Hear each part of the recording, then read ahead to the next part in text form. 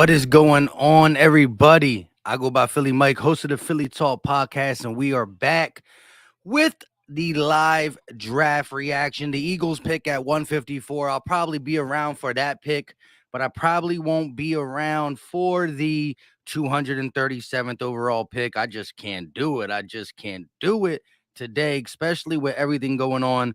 I got some people coming over and whatnot, so we're going to chop it up a little bit. I appreciate y'all for coming in. Um, let's talk about this though. Let's talk about this. The Philadelphia Eagles go ahead and have a stellar draft, if you ask me. Being able to get Nakobe Dean at the 83rd overall pick is just something that I have to congratulate Howie Roseman for doing, because I was telling him to pull the trigger at number 51, and I wouldn't have been mad, but the value, the chip on the shoulder that he's going to have at pick number 83 is just out this world. Again, you're talking about a guy who was the heart and soul of the Georgia defense, and he pretty much, got disrespected by the whole league. Let me just fix up some of the key things I got going on real quick. Shout out to everybody in the chat. Bowl Brew, Eagle has Landon, Jordan, EG, Fibbox, Brian. What's going on with everybody in the chat? I appreciate you. Like I said, I'm not going to be able to stay here the whole 4 through 7 rounds, but we definitely going to be able to talk about just some of the things that's going on. And I do want to get y'all take. We're going to have a call in. Let some of you guys call in the show. And we're going to talk about this draft. The Texans are on the pick at 107 again. 154 is the Eagles pick. That's the pick we got from the Washington Commanders. Let's see how this goes. The Texans select, who's saying the selection is Roy Lopez. And here we go. Let's see who the Texans take at 107.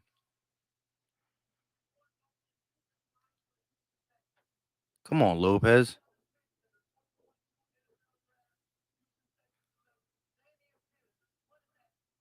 Damian Pierce. This is where the running back goes. This is a bruiser I thought that could play very nicely alongside of Miles Sanders and or Kenneth Gainwell, whatever route we want to go, right? Whatever route we decided to go, I think they would be able to play tremendous together. H said this is an A+ draft. You already know. A++. A++++. Eagle has Landis and Nakobe Dean said no doctors told him he needed surgery and he's ready to go. Yes, I tweeted that yesterday. Again, if you don't follow your boy on Twitter, follow your boy. I had a lot of tweets go off the chain yesterday, and rightfully so. Nakobe Dean is still the draft. I said it before the Eagles got him, and I'm going to hold by that since the Eagles got him. And plus, he was talking to the Philadelphia media, and he simply said that I will be ready to go for rookie camp. No if, and, or buts. Full participant. Sign me up for that. Now I'm like, run that intro song, brother. I hear you, bros. Sometimes I don't like to do it on StreamYard because it has that sloppy version of the video, but you're right about that. You're right about that. You got to run that. It's Philly talking Philly Mike. Talking Sixers in the Bird gang. That's our life. But let me know. Kobe Bryant, I still believe, is on the board. This is the one guy. Listen, the draft would be so sweet. I'm talking so sweet if for some reason Cincinnati's corner alongside of Amon Sauce Garner, Kobe Bryant falls to the Philadelphia Eagles at 154. At 154, if the Eagles get Kobe Bryant, who I got, this is a guy that I think should have been took in yesterday's draft, right? Between round 2 and 3, Kobe Bryant should have went mainly closer to 3. Kobe Bryant should have went, and because he's not off the board yet, you're talking about Jordan Davis, A.J. Brown via trade, Cam Jurgens, Nakobe Dean, and Kobe Bryant. Bro, I'm gonna lose it, because I think that although he's not fully ready to be a great starting caliber cornerback alongside of Darius Slay, from the tape I watched of him, he's better than McPherson. He's better than some of the guys we have on the roster. So I'm ready to go all in. But listen, I want to get some of your thoughts. If you guys want to hop on and talk, give me your takes. We gonna start this up. I'm gonna drop it in the chat, and I want to get your opinions. Want to get your opinions on this draft. I want to get your opinions on just what you think we need to do via trade, via any and everything. You know what I mean? Any and everything. Let me just make sure I can pin chat this. Hold up, hold up, hold up, hold up. Let me make sure I can pin it.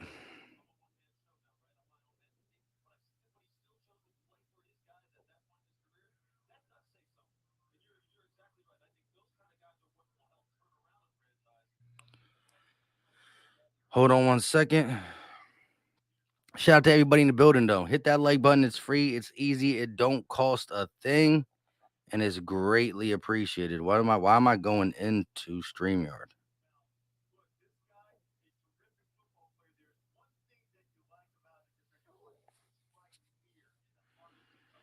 Pin message. There we go. We got it. Let's go. Let's talk about this. Let's talk about this. Philly. Uh, Yo, what's up, Philly Mike? Hey, I'm chilling. I'm chilling. How do you feel about this draft so far? Um, Man, look, man, draft one, man. I had to get Howard Roman a double A plus on that 18 pick. That double A plus on that. on the 18th pick, trading it for Du- AJ Brown. Yeah, double A plus on that, and I'm gonna get an A on that 13 pick. You see what I'm saying? That's Yeah, like I in mean, draft one. I think I would have loved him to finagle just giving up one pick, maybe a fourth because of what the Texans were going to get anyways. We knew the Texans weren't interested in Jordan Davis, but hey, I ain't mad at it though. At the end of the day, if you believe in a guy, go get him. And so I like it. I like it a lot. I was like, yeah, man, because it was just like to me, man. I was like, oh, man, get no fourth. I was like, oh, okay. I said, I guess Howard Roman was. He's not playing checkers. He's playing chess. For sure. And then as Turbo Tastic just said, nobody thought Nakobe Dean was going to fall to the third. I don't care what anybody says. If anybody tries to say, well, there was sign, no, there weren't. The medical flags is the only thing that kept this man outside the first round. We understood, right? While people were mocking him in the top 20, outside the top 20 by a little bit, between 15 to 25, they understood that his arms are short. They understood that he's not going to grow anymore. He's 6 foot, maybe 6'1" at the most. They understood the limitations with his body frame while they were mocking this guy inside the top 25. The red flags, for whatever reason, came up, whatever fake rumor started. Thank the Lord. Thank the Lord. Maybe it was Howie Roseman himself doing it because at the end of the day, he said to our media that I don't know what this whole hoopla is about. I can't do this and I can't do that. I'm going to be ready for rookie minicamp. I have no limitations and I got big chips on the shoulder. So shout out to Yeah, Nakobe Dean, and I can't yeah, wait to see him suit up in Eagles green. yeah. Because I said in my video last night, I said in my video last night, I say Howard Roman, please get Nakobe Dean. I said it last night on my video. I said that shit last night, and he answered my call right there last night. I said, oh, I knew it. I knew that right there. I said, yeah, we pick up Nakobe Dean. I'm like, you cannot pass this guy. That's just my opinion. Facts. And as Dank Burrito said, you could hear it in his voice, the subtlety. He didn't come out here making crazy threats. He just literally said that he laughed it off. He had a little bit of he just had that subtle saying of, well, we about to see what happens. We're about to see what takes place in the upcoming months leading up to the 2022 NFL season. And I agree. This man is about to put on a show. The combination of Reddick as a pass rushing linebacker, Kaiser White, Nakobe Dean. You got some depth in TJ Edwards, Davion Taylor. Man, I just can't wait to Oh, yeah. see this front seven. Let's talk about the front seven now because you got Jordan Davis, who is going to play more than what people think, for the simple fact that Hargrave can bounce outside at times. I'm not saying he's going to dedicate himself at the defensive end position, but what he's going to do is rotate. So you're going to get more Jordan Davis, Fletch, Hargrave, Brandon Graham, Josh Sweat, and then we see what we still do. Maybe there's a low. Oh, dang. Kobe Bryant just went off the board to Seattle. Damn. Damn. I like, look, 2021. Mike. Yeah, second team All P, All American, All Pro. Mm. That's crazy. I was like, look, man. I hope John again could pull this together. That's what I'm banking on. Like, do the rotation, at least keep our defense fresh, man. And I'm praying that Howard Roman give the Honey Badger another call. We need this guy. I'm just being honest, Mike. Yeah, the Honey Badger definitely got to be on call. But if you look at Kobe Bryant, like anytime you play on the opposite side of somebody with the that has the spotlight of a Sauce Gardner, you know you're gonna get targeted. You know you're gonna get targeted. So Kobe Bryant was able to hold his own for the majority. And Cincinnati's defense was legit. And again, second team All Pro All American. He's a Jim Thorpe award winner, one of the nation's top DBs. He got slept on, and there's no reason why he should be picked in the fourth round. But I can't be mad at what has transpired in this draft. LB in the building. LB, click that link and hop on, my guy. You know what I mean? But hey, Philly Ace, I appreciate you, bro. All right, man. Hey, be You do easy, what you bro. do, y'all, man. Let's go Sixers all day. Oh yeah. Be easy, bro. Yeah, man. Look, at the end of the day, I wasn't gonna do this. I said last night in my live stream that I will not stream 4 through 7. I got family coming over around 2 o'clock, so I said, what better way to kill? So I literally put this stream up like 5 minutes ago, like 5 minutes before I clicked the live button. I just threw this thing together real quick. Uh, but yeah, man. Uh, we gonna talk about it. The Eagles don't pick until 154. Now, again, we could trade up. But that was the guy I thought if we come out this draft with would have been terrific. I mean, it's not like it hasn't been terrific already. Bo Bruce said Tariq Woolen, a 6'4" cornerback from UTSA, ran a 4.26, is still available. Wow. I knew he was a big guy. I didn't know he ran a 4.26. That's wild. So my whole thing is the size, the speed, what's keeping him from being inside the goat talking this joint, right? You know what I mean? I should have hit LB up to see if he was busy. We could have definitely streamed this. On his channel, my channel, or both channels. Um, but I really did not know I was gonna do this stream. I literally looked at the time. It was like 11:55 or 11:48. I was like, I just looked over to my wife. I was like, what time are they coming? Oh, they're not coming till like 2 or 2:30. I said, I thought you said they were coming at noon. Oh no, it got pushed back to 2 or 2:30. All right, I'm gonna go upstairs and chat up with the guys for a little bit and the gals. You know what I mean? So this was a spur of the moment thing, but Kobe Bryant goes off the board at 109 to the Seattle Seahawks. The Ravens are on the board at 110. You got the Jets at 111, Giants at 112. Let's see what we got going. Ronnie said Eagles next pick has to be Wolin. Listen, the way y'all speaking about him, I'm gonna have to co-sign. I don't know too much about him. I know he's big. I know he's lanky. I didn't know he was as fast as 4.26. That's just wild.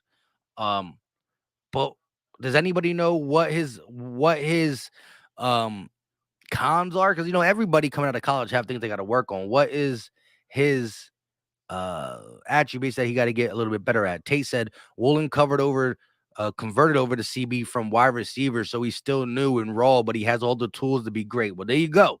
Thank you, Tate, for letting me know that. I did not know that. I'm gonna have to look into him. I wish I could just pull some stuff up. I don't know how my stream hour is gonna work because I didn't check all the internet things yet, but maybe we could pull some stuff up and look at Tariq Woolen's scouting report. Let me see. Tariq Woolen scouting report. So Nick Mangold, the ex center for the New York Jets, is going to be the guy to announce the pick. He was the 29th overall pick by the Jets in 2006. Let's see what we got going on. Jets have mad picks. The Eagles had 10 picks too, remember, but we did do some moving around, right? We moved up the board from 15 to 13, gave up, a couple picks there. And then we gave up a third-round pick in the A.J. Brown trade. Here we go. Max Mitchell, offensive tackle out of Louisiana. I can't say that. Louisiana. He's getting some offensive line depth. I don't think he's a starter by any means, but some depth. But who knows with the Jets, with all their injuries, he could be playing football very, very soon. Very, very soon. Diego said, we need Tyron. We'll have a defense to win the Super Bowl. I still think cornerback 2 is just a blinking light of an emergency blinking light. But again, there's guys in the draft as well, not in the draft, in free agency as well. But yes, Tyrann Matthews, depending on what we can finagle without after paying this AJ Brown bread, and again, how much is off the cap this year? Don't know. I doubt it's going to be nowhere near what people think it is.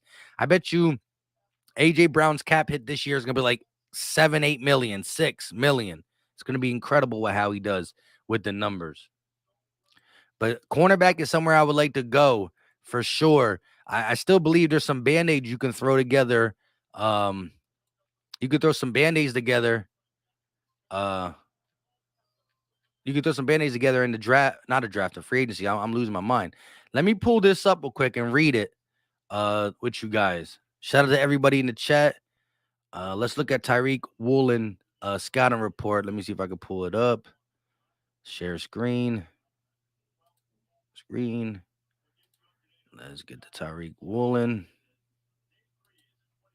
Yes. All right, here we go. So let's look at this real quick.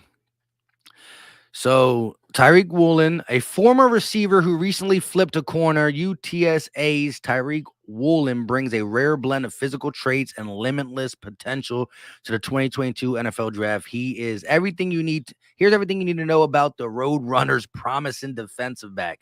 Vitals, he's 6'4", 205, redshirt senior. 40 time was 4.26, as y'all said. Wow, strengths.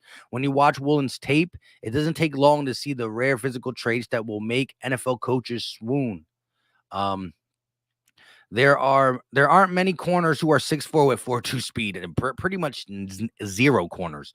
It's clear he's learning the position, but the ability to develop into something special is certainly there. He might have the highest ceiling of any player in the draft, period.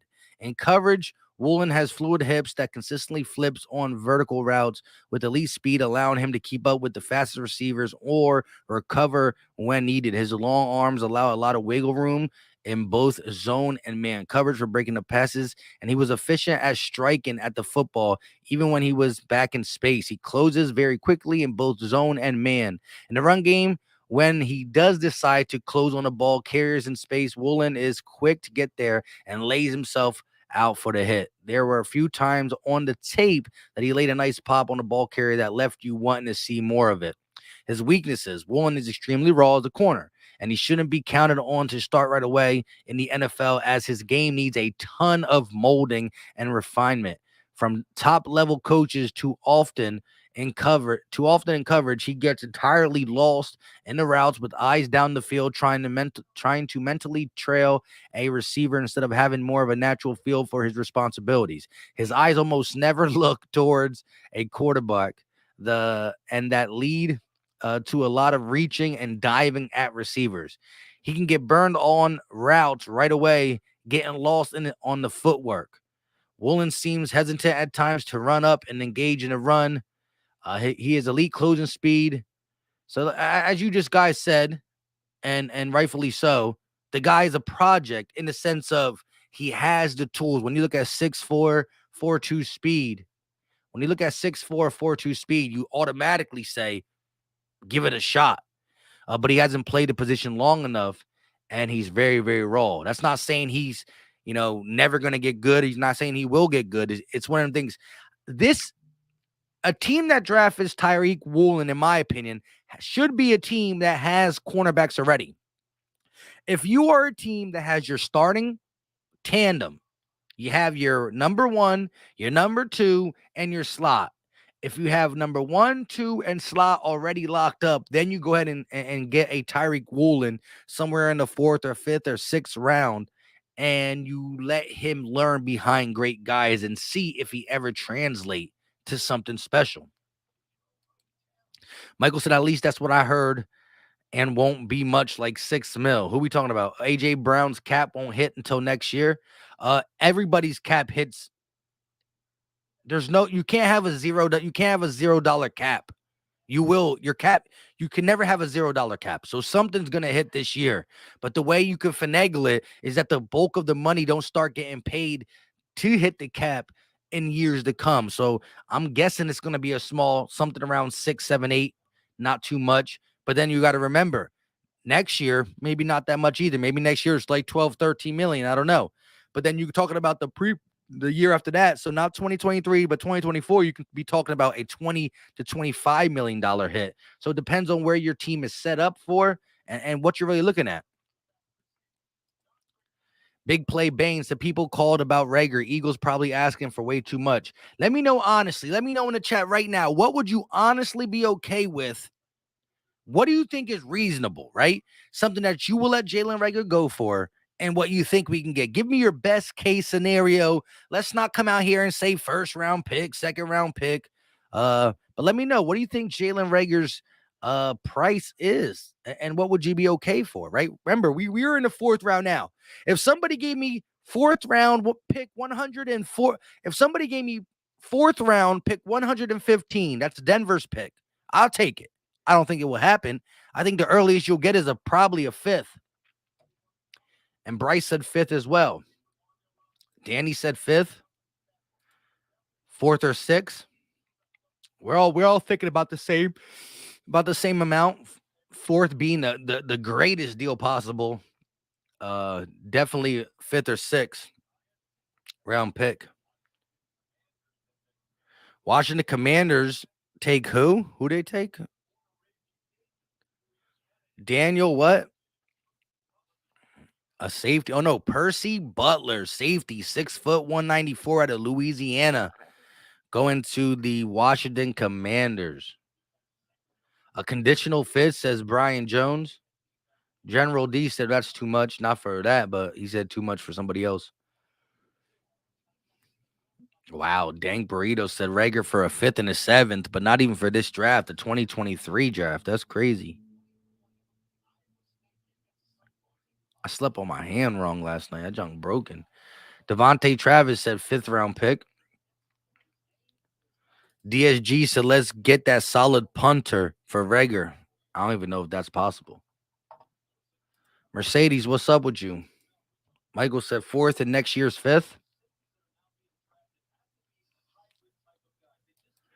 Steve said a fifth. How we got to take it? Yeah. I mean, I don't know what the thing is. Maybe we're throwing them on the block, but nobody's actually even coming for the simple fact it's Jalen Reger. I mean, I would think some team would think that getting Jalen Reger for a fifth round pick is still beneficial for their team, because I think that they, offensive coordinators always think that they can unlock potential that's there or not there. Who knows? That they believe is there to say. Who did Giants take? The Broncos take Damari Mathis, cornerback out of Pittsburgh. Wow.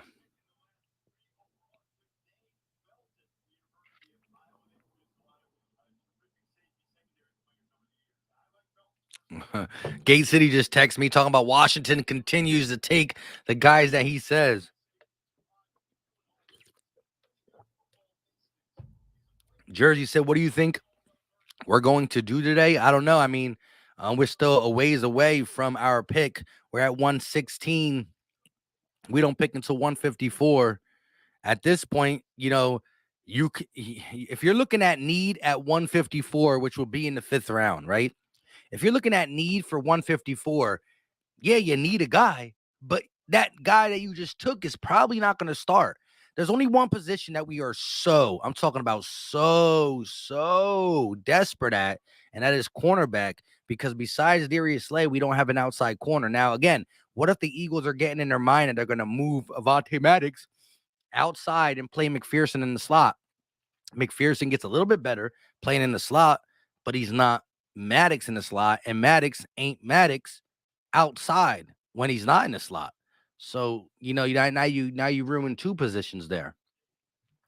Bull, Bruce, and McPherson and Gowan will battle for that CB2 spot. That's the craziest part, though. But, really? It's rough. That's rough, though. Do I have confidence in one of them taking a step this offseason? Not really. I thought if you could get a guy that is somewhat decent this draft, I wouldn't have been mad if somehow we can Listen, if we would have been able to use Jalen Reger to pretty much trade up to the 109th pick just to get Kobe Bryant, I'd have been cool with that because then you just throw Kobe Bryant in the mix. And now you say, hey, listen, McPherson, Kobe Bryant, Tay Gowan, all you guys fight. I just want at least one more guy that I think has a little bit of upside to fight in that group with them, Bull Brew. But hey, let me just say this. I think the Philadelphia Eagles are going to go out and look at that long, old, and I talk about old, that old, long free agent list at the cornerback position. They're going to look at the Xavier Rhodes, the Kyle Fullers, the Joe Haydens, the Brian Pools, all these guys who are veterans, who are old, who probably don't got that much gas left in the tank, but they're going to bring one of them guys in. And you're like, why? Because just check this. If you bring in an Xavier Rhodes, if you bring in a Kyle Fuller, a Joe Hayden, and you let them compete with the likes of Tay Gowan, Zach McPherson, if McPherson or Tay Gowan can beat out an old school veteran, well, their confidence just jumped up that much higher. If they can't beat them out, well, then you got the veteran guy to use. We don't want to use them, but just think if McPherson can't beat an old man veteran corner, well, then he's not meant for this league right now. Not at this point. So we're going to have to see. Danielle said, did you ever check out Twitter about the Honey Badger? Yeah, I don't believe them accounts. Them accounts they be capping all day. Listen, I am a firm believer that in the days after the draft, the Honey Badger will be a Philadelphia Eagle. That's not me listening to NFL. Some of the NFL rumors and the NFL, them Twitter accounts be low-key trash. They just be literally making it up. Like, I can say this to you right now. Source tells me that the Honey Badger will be signing in the next week. You guys are going to ask me, who's your source? I can't tell you source. What I just did there was make it up and act like I knew what I'm talking about. And that's what them accounts do. With that being said, I do believe, again, things that Adam Schefter said about Tyrann Mathieu, it's the Saints or the Eagles, and the Saints left it wide open for a safety. And so I'm believing that we're going to get him. BD Play said, what about trade Reger and Dillard for a good cornerback or decent? I'm with you there. We got to figure out who's on the market, who's on the trade block. Alexis said something yesterday, and she talked about the Las Vegas Raiders corner who's has a possibility of being released and or traded too. I forgot his name. If you know in the chat, let me know. Justin Ross did declare for the draft. He is in this draft. I don't know. I don't know if he was taken already though. Danielle said, move Reger to the corner, right? Dank Burrito said, I don't think we have much of a choice but to go get a veteran. Yeah, that's what I'm saying. Like, people were saying yesterday, like, why would you do that? This is not me saying I want these guys because they make our team exponentially better. It's what we have to do. It's called putting a Band-Aid. If you need stitches and you put a Band-Aid on it, nothing's getting in it, but it ain't going to automatically heal itself. You still got to go get stitches. Put the Band-Aid over it. Make sure nothing gets into it so it don't get infected. You don't want the secondary to get infected. And then, again, basing this on Jalen Hurts. If Jalen Hurts is the guy, well, now you're 2 first-round picks. Do we need a receiver? No. Do we need a linebacker? No. Do we need offensive lineman? No. What do we need? Oh, cornerback, defensive lineman. If Jalen Hurts is the guy, after what we did in the draft this year, next year, if you get a Band-Aid on the cornerback position, guess what our first option should be next year? Early in the draft. Cornerback. You see, the Band-Aid is for 1 year. You rip it off, and then you go get stitches in the draft. Now, if Jalen Hurts is not the guy, well, now you got to get a quarterback. You got to use capital to get a quarterback, and then maybe you got to try to find a corner or the defensive lineman again later in the draft because you moved up for a quarterback. So, again, if Jalen Hurts is the guy, well, hold on to your whatever's around you because this Philadelphia Eagles roster is already getting pretty darn good, and you got some more arsenal. You got a lot more arsenal to go up and make things happen in this draft. Next year's draft, I should say. James Bradbury, is he released? Is he available? Or is he for trade? Big Play Bane said, I saw Gowan at 69th Street. He was in a Corvette. Gowan, he living his best life. Shout out to him. Shout out to him. Clifton Davis said, don't forget Dillard. You could use as a bargaining chip. Reger is probably a 5th-round pick at best. Cornerback and safety, they will do something this summer. Facts. Shout out to my guy, Jalen Williams. $2 super chat. Always up in here. How you feel about the Nakobe Dean pick after you slept on it? No, I'm just kidding. I know you okay with taking him at 83. No way did I see him even lasting that far. But shout out to you for the super chat. Much love, much appreciation. I said I wasn't going to do this, right? And I literally didn't set this up early. I literally looked at my wife at like 11:45, 11:48. I was like, I thought you said they were because we have family coming over. I was like, I thought you said they're coming over at 12 o'clock. Oh, did I say 12? I meant 2:30. I said, if they're not coming over to 2:30, I can at least stream a little bit of the draft, talk some trash, see what the Eagles do, if they move up or not. So my wife tried to play me. Devontae said, I'm mad we don't have a 4th-round pick. A lot of good cornerbacks and safeties are being taken right now. Facts.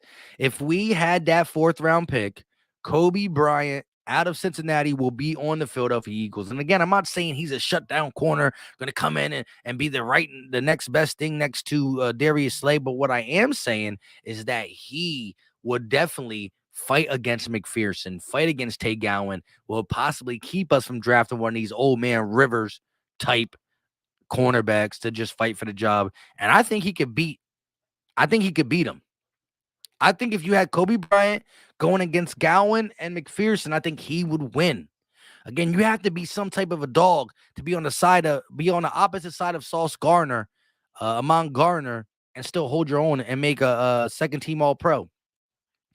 Sean Jenkins, shout out to my guy, long-time watcher. I like it. At the end of the day, you don't always agree with me, but I love the debate.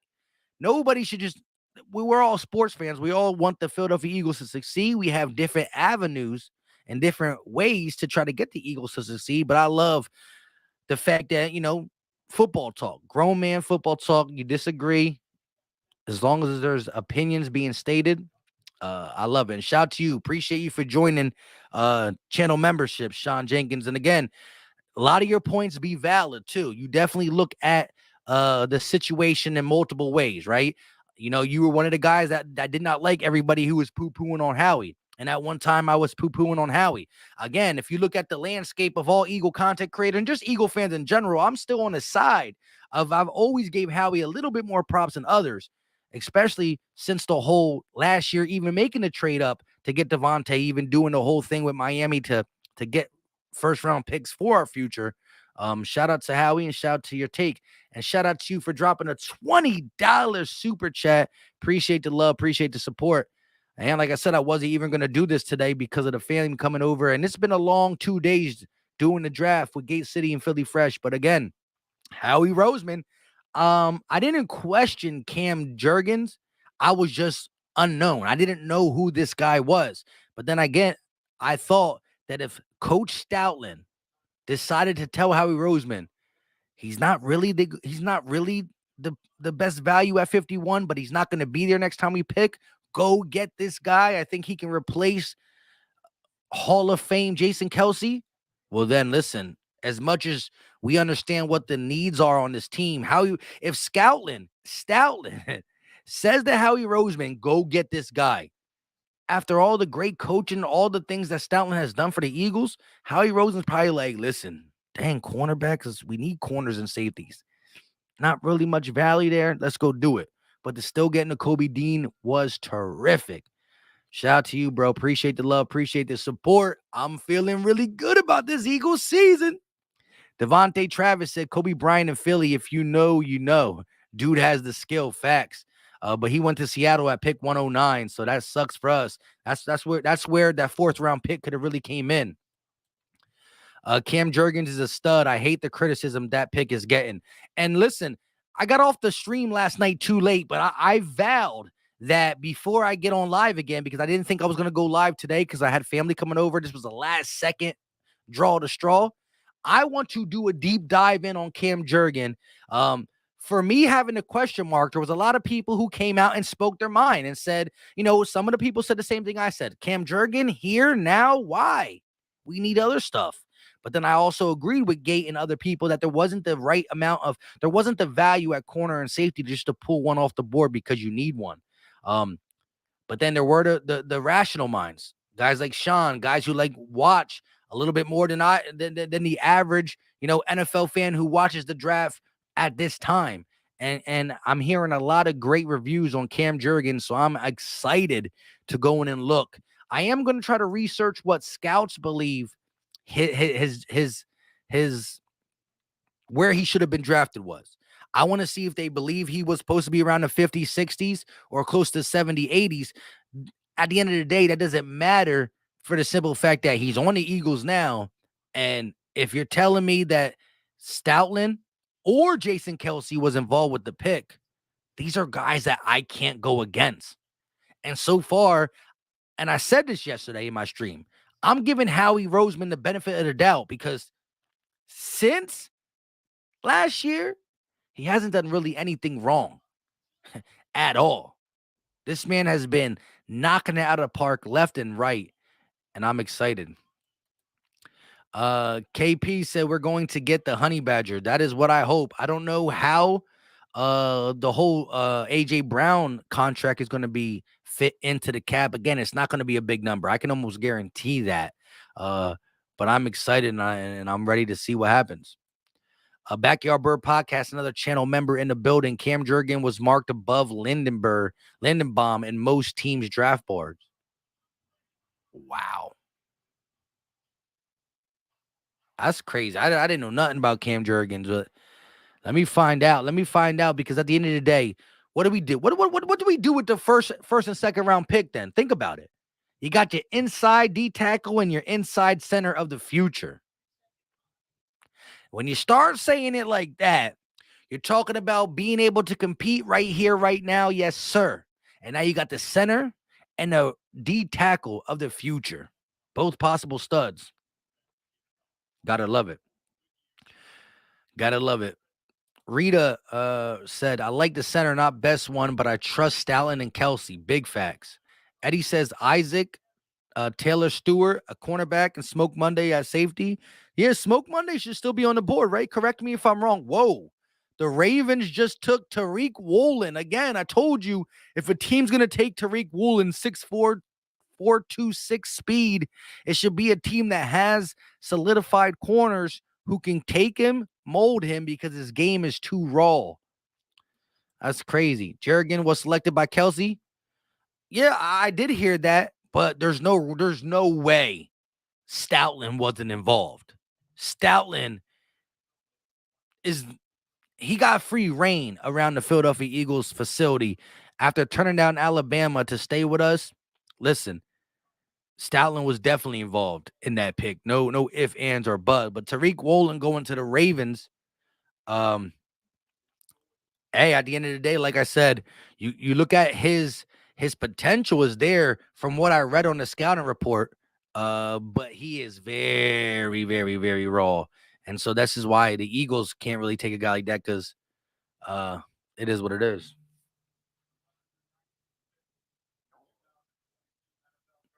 Hold up.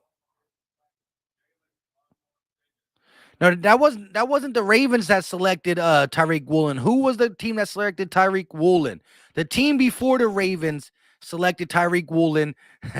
The Ravens take Gate City's guy, Jalen Armorer Davis, out of Alabama. So, wow, that was Gate City's guy. Jalen said the Ravens having the best draft. The Ravens draft is tough, too. They got Linderbaum in the second round? Or with their second first-round pick? They got Ojabo. They got Kyle Hamilton. I wanted Kobe Bryant, too. I definitely wanted Kobe Bryant. But then I started coming around to Jalen Amar Davis. The Ravens are killing it, though, for real. Or did the Ravens have back-to-back picks? I'm not even sure, to be honest. I'm losing my mind. No one took Woolen?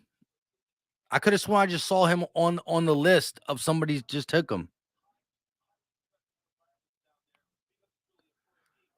Are you sure he's still on the board?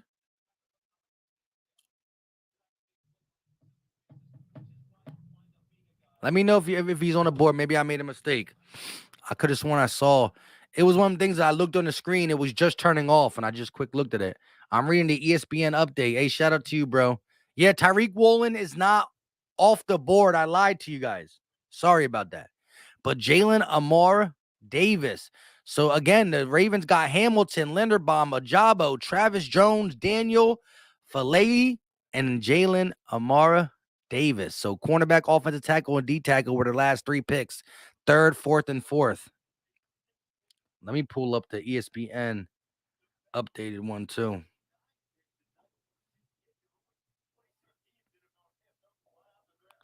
Let me pull it up. Let me pull it up so I don't be making no more mistakes.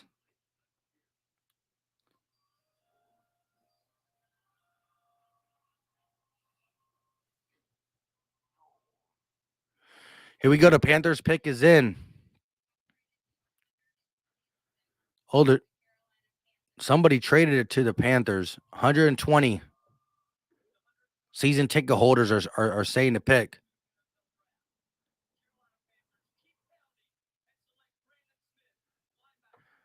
Brandon Smith, linebacker out of Penn State. That is Jalen Williams' guy. Penn State linebacker Brandon Smith going to the Carolina Panthers at pick 120. And the Panthers actually traded up to get this kid. Hey, when I think of Panthers linebackers, I'll immediately go to Luke Kuechly. So that's crazy. Shout out to the Panthers for moving up and selecting them. Tariq Woolen, though, is on the board at number 3. Wow.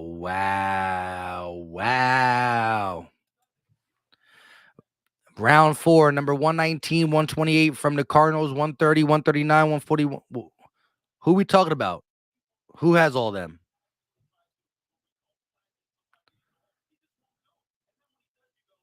The Commanders traded a pick. But Brandon Smith is now on the Carolina Panthers team. Here we go. The New England Patriots are on the clock. Pick 121. Again, the Eagles pick at 154. The Philadelphia Eagles pick at 154. Patriots pick is in. The Carolina Panthers got Ikwamu out of NC State, Matt Corral, and Brandon Smith. Only 3 picks so far for the Carolina Panthers, but Ikwamu stays home in Charlotte. And now they get Matt Corral, and then they go linebacker. Patriots going cornerback out of Arizona State, Jack Jones. Jack Jones, New England Patriots take him. 2021 honorable mention of all Pac-12. He played for Arizona State. Jack Jones. He had 3 interceptions, tied most on Arizona State. In the year of 2021, he transferred from USC to Arizona State in 2018. He's 5'10", 171 pounds. Jack Jones. They're showing him out there in man coverage. Able to slide through. Oh, look at that. Cut it off. And he dished it out. That's crazy. Jalen said the Panthers have a replacement for Hassan now. There you go. They lost Hassan Reddick, and they go out there and trade up a little bit in the fourth round for Brandon Smith. It started at 11. Dang. Nah, it started at 12. TurboTastic said still got Woolen, Deron Kendrick, maybe even Josh Jobe if desperate enough.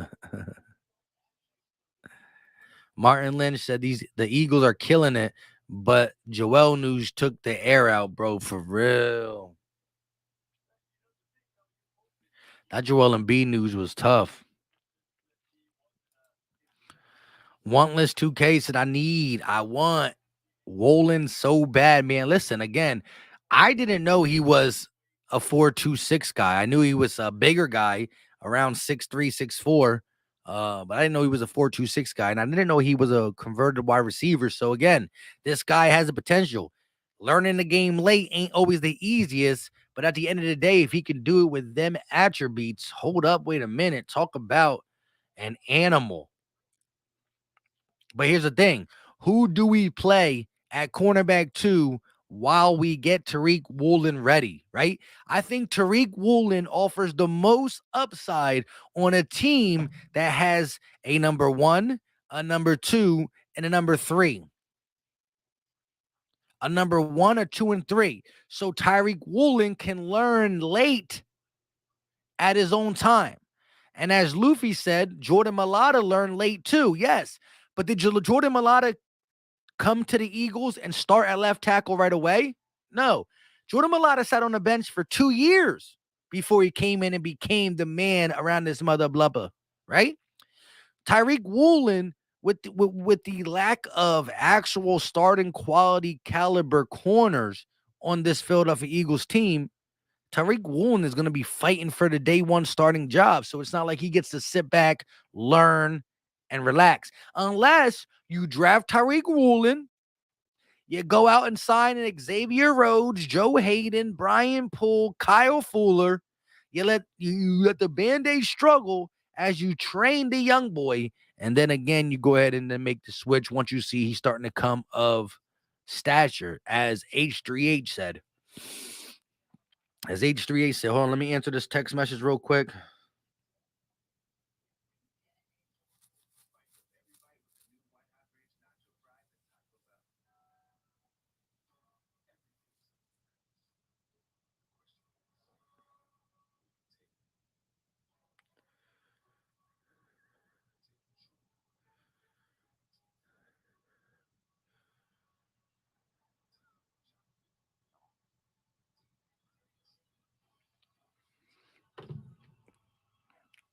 Sorry about that. Martin, listen, I can't wait to see our team this season. Jonathan Gannon better not get cute with this defense. I hear you on that for sure. Lewis said, there's no way we start the season off with Slay and McPherson as starters. We definitely add a free agent. Yes.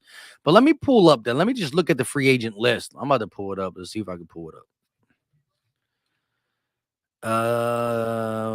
NFL cornerback free agents available. Let's look at the available for NFL free agent. Who are the best free agents in the NFL? I want only cornerbacks. I don't want. Let me see. Actually, let's go to Spot Track. Let's go to Spot Track. Hold on one second, everybody. Cornerback update.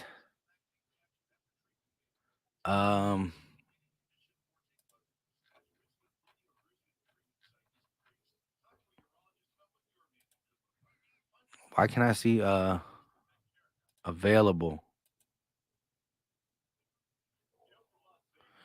All right, here we go. Let me. What happened? My screen went off for a second. That scared me. We still live? I believe so. Oh, we got a caller in the back. Hold on one second to the caller. I forgot this is a live a call-in show too. So feel free to click the link at the top and come in and let me know your take on the draft and what's going on. But let me pull up this list real quick before I get the caller in. Real quick, I just want to go over this real quick. 122nd pick, the Las Vegas Raiders select running back from Georgia, Zamir White. Okay. I see you. All right, so let's look at this real quick. So these are the free agents available at cornerback. Trey Waynes, 29-year-old Trey Waynes, 33-year-old Joe Hayden, 30-year-old Kyle Fuller, 32-year-old Chris Harris, 33-year-old Janorius Jenkins, 30-year-old Bryce Callahan, 30-year-old Jason Verrett, 26-year-old Kevin King, who started to play a little bit good, but he was the guy for the Green Bay Packers that just absolutely blew the assignment and let the Buccaneers beat them. 31-year-old Xavier Rhodes, 33-year-old Jimmy Smith, 30-year-old AJ Boye, 31-year-old Travis Carey, 26-year-old Vernon Hargraves, a 31-year-old Daryl Roberts, 34-year-old Richard Sherman, 34-year-old Josh Norman, 28-year-old Ryan Smith. So, like, you look at this list. If I had to look right now, I probably look at Jason Verrett. I look at Trey Waynes. I look at AJ Boye. I looked at Xavier Rhodes. I look at maybe in Vernon Hargraves to be. I don't know. He was pretty bad in his little bit of time in Tampa. But again, these are what you call Band-Aid. You put a Band-Aid on, you go throughout the year, you hope a guy like Tyreek Woolen gets better, and or Jalen Hurts is the guy so you can draft your corners, your D linemen. If you don't got to spend your first 2-round picks on quarterbacks, well, then guess what? You got capital. So that's that. We're gonna do a video solely because when people don't always just watch this part of the live. So we're gonna talk about it. But we got 3 callers in the back. Someone else just popped in. We had the 2 that were waiting. Let me get my guy Amit. What's going on with you? Man, I think we should just definitely get another AJ in our team. Say that last part again. We should get another AJ in our team. Hey, yeah, you got to do what you got to do at this time. I just don't see, again, we came into this draft with 10 picks, but Right. all the hurdles we crossed, which I'm not saying we shouldn't have done it. Like, I don't care. Right. You had to move up to get Jordan Davis because the Ravens were going to take him. Maybe, some people say we gave a little bit too much to move up only 2 spots, but not when you're really in love with that guy. Pause. So I like it. You can't tell me nothing about the first couple rounds, but now we can't really fill the holes with depth, and then we're going to have to jump back into the free agent pool. You know what I mean?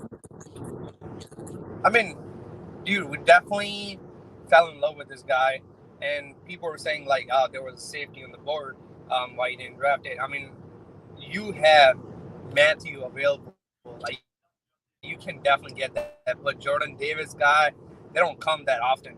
It's, that Fletcher Cox is getting old, and we need the replacement, and we don't get guys like that in every single draft that actually bigger size, he can, dominate in the middle of the line. And I feel like it's like perfect, it's a perfect fit, Eagle, and yeah, dude. And I love the AJ. Pick. That was amazing. Yeah, trading for AJ Brown, I was speechless. I was legitly speechless at the time. The Tennessee Titans went out and got Treylon Burks, who kind of is similar to AJ Brown, but they can only hope he is going to turn into AJ Brown. With that being said, I agree. I wouldn't have been mad if they got Kyle Hamilton too, because I was really high on him as well.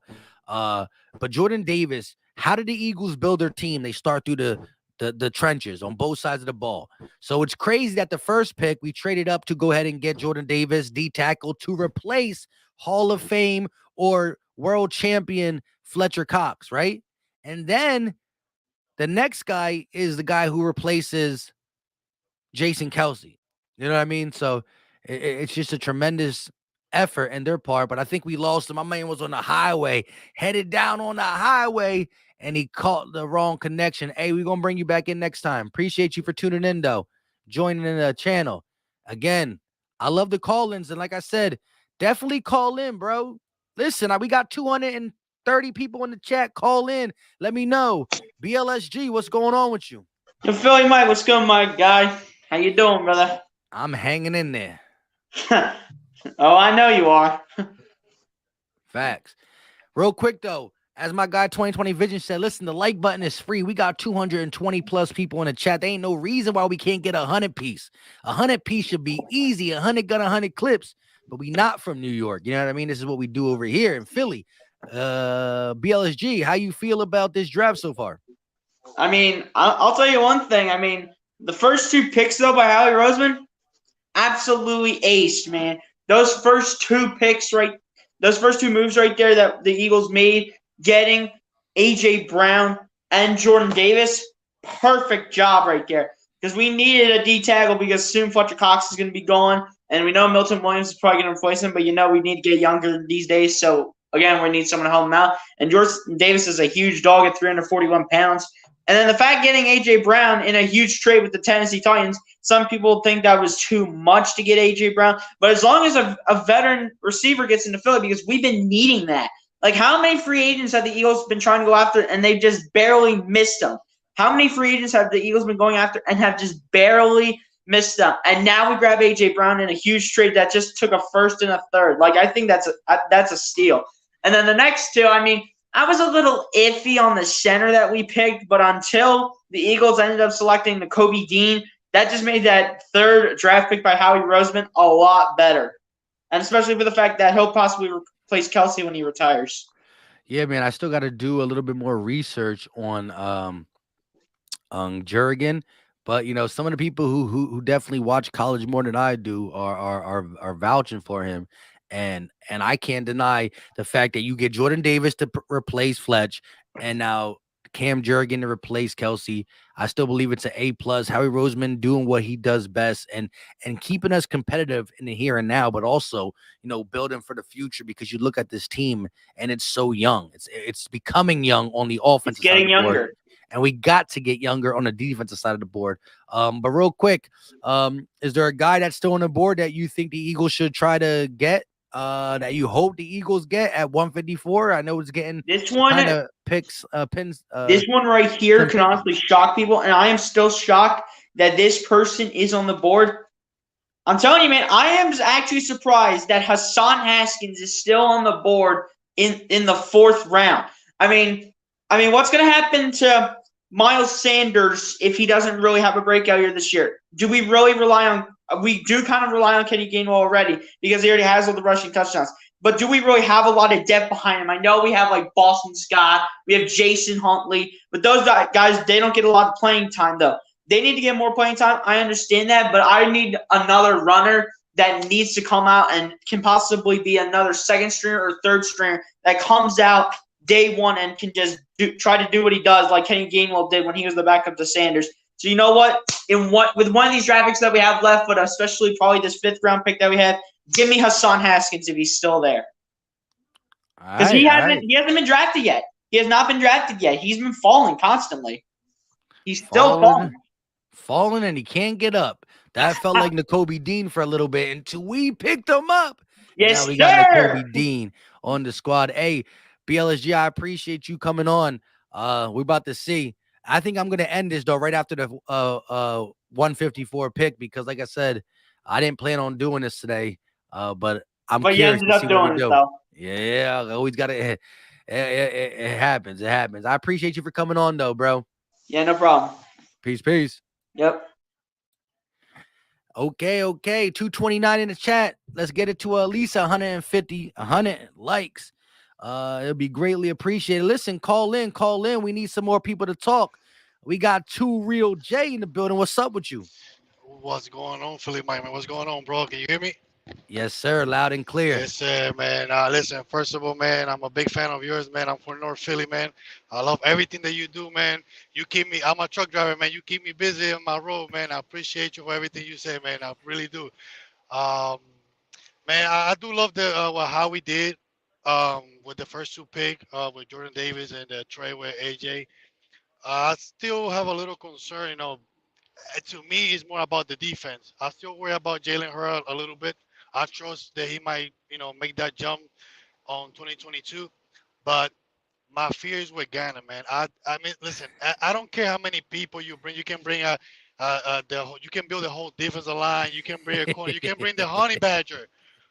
But it's just the way he coached, man. He didn't show me last year that, okay, man, most of the games that we won, it was, and you said it yourself, it was against team that we supposed to beat. But when we play against team that, all right, let's box out, he got beat. He got beat. He got scared. He got scared. And listen, I've seen Jordan Davis. You put Fletcher, Hargrave, them three dudes in a 3-4 and a 4-3. Listen, that would be. How can you stop that? And then we got the linebacker. Like, but see, you can have all the toys, but if you don't know how to play with your toys, what's the whole purpose of having them if you don't know how to play with them? Yeah, I agree with you there. Like Jonathan Gannon showed me some stuff, little stuff at the end of the season. Yeah, It definitely took Fletcher Cox and some of these guys coming out and calling them out in certain situations. Like I'm not meant to go chase the running back. I'm not meant to do this. I want to yeah, get up the field and attack. Again, as Nick Sirianni was neglecting the run, as Jalen Hurts had his up and yeah, downs. You got to look at all three of them kind of the same. And we yep. are in an early part of our stage. And I will say this, though. See, when we talk about the teams that we should beat, that is who we thought we should beat. The We should be. national Yep, media didn't think we were going to beat anybody. Remember, yep, we were yep, supposed to been winning 3 to 4 games. So us yep. winning 9 games, you can have the people now saying, well, you only beat the bad teams, but you lost to the good teams. Well, the bad teams are supposed to beat us too. So we are showing signs of stepping up. I do Yeah, still believe that Jonathan Gannon is the most unpredictable. But again, this is how we feel him out. We gave him Hassan Riddick. We go get Kaiser White. Now you get yeah. Brandon Graham back. Fletch is in Right, year yeah, 2 of the system, and he's starting to feel more comfortable. You get Jordan Davis. It's going to be yeah. to the point where it's no excuse. And I still think we might be knocking on Tyrann Matthews' door. So That's what I think. I think that Terry Matthews, the Honey Badgers. To me, I was talking to my dad. Bill, he's a huge Eagle fan, and I think Howie's waiting for the last. I think he's waiting for the draft to be done to see what undrafted free agents are available out there. And I think the Honey Badger is going to come to Philly. I have a feeling that he will come to Philly. But then again, we still need a better corner besides you know um, Darius McPherson or whoever Slade. them, yeah. You know, we need and we need better at corner. But if you put that pressure with that D line, then everybody back there they'll be happy because they don't have to cover everybody for a pretty long time. And the Giants got better. They have a hell of a draft. I have to give it to them. They have a hell of a draft. Washington still, they're all right, but still, Dallas is the team to be. And it's like Dallas, us, Giants, and Washington, the way I see it. And if we can pass Dallas, listen, we I don't know, but to me, it's just more how the coaches and like you said, every coach is from Sirianni, defense, all of them, they have to play. They have to play their cards right. Cause now, who they gonna blame? How he's giving you what you need. Now He is. we got to go get it. Now there's no excuse. We got AJ Brown. You got Devontae Smith one side. You got Goddard. You have the running backs. You have the O line. Because even Kelsey, he still can play on a high level. High level, just That made a Pro Bowl. he made a Pro Bowl. You still have an offense. I think what we are, three, Top four, top top three, five. top three for sure. That so this listen how we he heard the fan, he heard the people. You be messing it up, and I was on Philly 500, and I quote him this: are you afraid that he does the same thing he did with Reger and Jefferson, that we might believe, oh, he's gonna get that pick, and he switched it? We've been having a lot, and because you talked about a couple, I see you in your program, man, with DK and all these receivers, that it was right there, and to grab, and he did it. And he did it, and, Correct. and I think he actually listened to the people. He listened to the fans, and now Sirianni don't have no excuse. The defensive coach don't have no excuse. Now we got to go get it. I'm not saying we're gonna win the Super Bowl, but hey, listen, nobody thought in 2017 we was gonna win the Super Bowl, and we did with a Yeah, but backup. nobody thought the Bengals were going to be as good as they were. But Exact, I won't claim Super Bowl. But what I will claim is we coming for the NFC East. That is what our goal exactly, is to start off. We get the NFC East and we go from there. and we Hey, go from there, man. Hey, J. Raw, appreciate you for tuning in. And Man, I appreciate it, man. Keep doing the good job, man. I'm a big fan here, man. Always got my likes. Always looking at your show, man. Keep doing, man. North Philly in the house. North Philly, stand up. Appreciate it, my guy. Uh, Man, thank you, man. Appreciate you. Peace, peace. All right. There we go. Nice call. North Philly in the building. Now we got my guy Anthony. What's up with you, bro? What's going on, Philly Mike? How you doing? Can you hear me? I can hear you loud and clear. How you feeling about this draft so far? Man, I gotta say, um, I've been watching the Eagles since probably like 2013. This is definitely by far Howie Roseman's best draft. Just pretty much getting everybody that everybody's been asking for, and going out and getting that dog AJ Brown. Solidifying the offense. I really think we got like top 10, top 5 potential with that offense, man. It's filthy. Smitty, Brown, Quez. Yes. Uh, People don't like to say Quez's name, but 647 yards in your first season as an actual in an actual role in a Russian offense, that's nothing to laugh at, bro. That's nothing to laugh at. yeah, there's definitely potential there. And it's going to open him up even more with AJ Brown being there. He's going to be in the slot, and he definitely has big playability. And it's just a complete offense from the offensive line, our receivers, running backs. How you feel everybody about forgets Jalen? How you feel about Hurts? I'm very bullish on Jalen. I really think he's going to take a big step this year. He's got all the weapons. I mean, Yeah, he does. it's pretty much all on him, and I really feel like he's built for that. I feel like he's going to take a big step. Everybody is talking about, oh man, we're going to take quarterback. Jalen's not the guy. Like, get out of here. He's the guy. He's got the mojo. He's about that life, man. He's going to definitely take the next step. Listen. But my only thing. No, go ahead. It'd probably be. It's going to be on the coaching to make this happen. Nick Sirianni figuring out the best way to get the offense going, and then with Jonathan Gannon, he's probably the biggest question mark for this team that I have right now, because Howie Roseman put together a hell of a defense, and he's not done yet. A lot of people talking about Tyrann Mathieu, and I really do think so. After us jumping in front of Baltimore to grab Jordan Davis, and they took Kyle Hamilton. So it's pretty much just us in the running. If it was your decision, let me just go back to that. If it's your decision, you're on the phone, you moved up, and you have the opportunity to take Davis or Kyle Hamilton. And listen, I like Davis. I really do like the pick, but Yeah, I like I them would both, have too. I would have had to think about it, because I am a big Kyle Hamilton fan. So I would have had to think. But what would you have done? Man, it is a difficult thing, because people are talking about Kyle Hamilton being the best out of the draft, but Jordan Davis is a physical specimen. He, at that size, to move the way that he does, I probably would have went with Jordan Davis as well. And then you also have the opportunity to draft to pick up Tyrann Mathieu, but it's also a double-edged sword. At the same time, Kyle Hamilton is such a dynamic safety at 6'4", and his ability to make plays. His You range, can't really yeah, go you wrong. can use them a lot of different ways. Yeah, they're both freaks. They're both freaks of the sport, and I think they both are going to have long, fruitful careers. But again, there's so much untapped potential in Jordan Davis if he's hungry enough to go out there and get it, because his weight does concern me. If he starts to get a little sluggish, it's going to fall down quickly.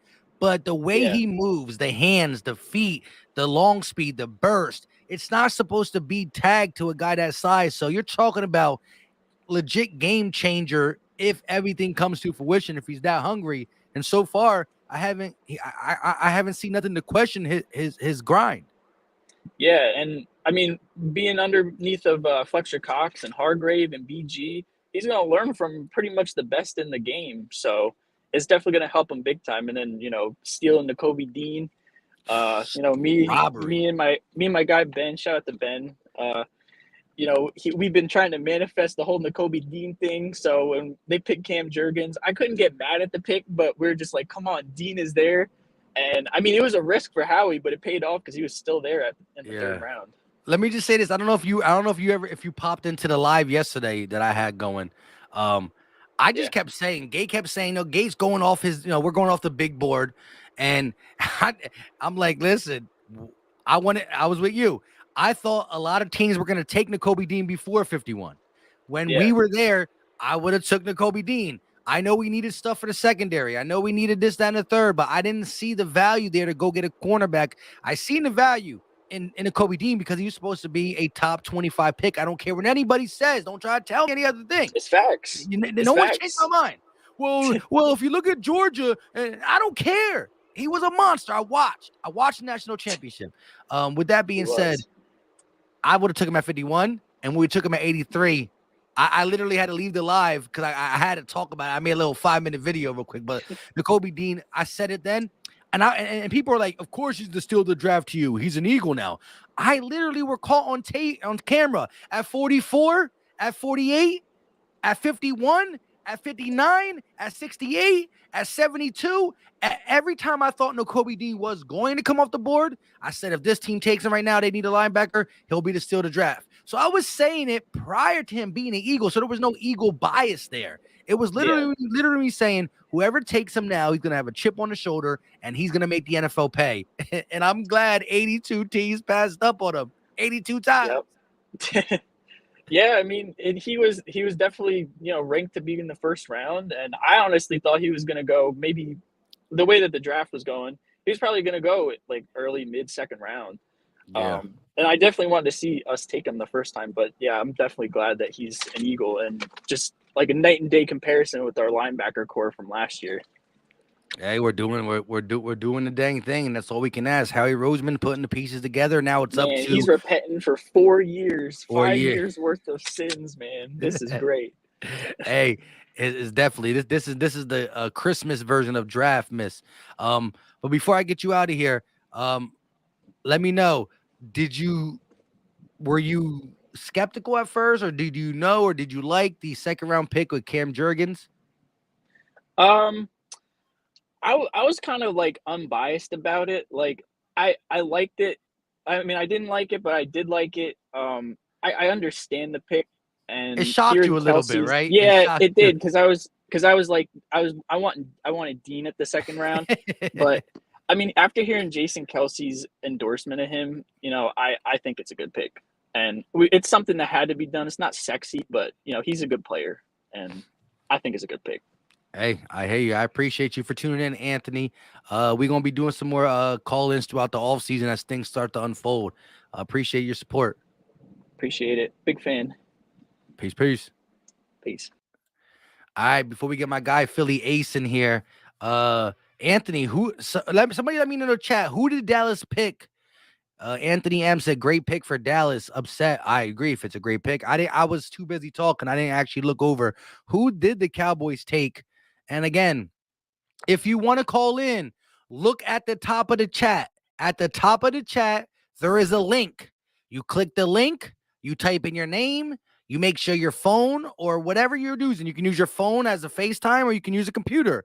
Make sure whatever you're using sounds good. Go in, and then I pull you up on the screen. Philly Ace, what's going on with you?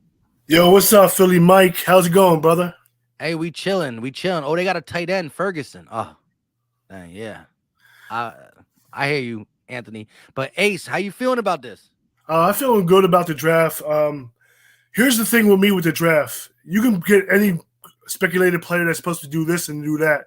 They got to translate on the field. That's why I don't get really too hype about the draft, because people speculate can go either the opposite or be diamonds in the rough. Like, for example, like Tom Brady, he went 199. See, better or worse? Yep.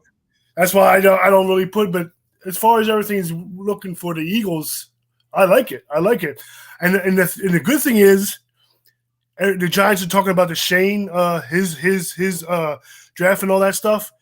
They didn't even take Nakobe Dean. How great was that? I love it. Yeah.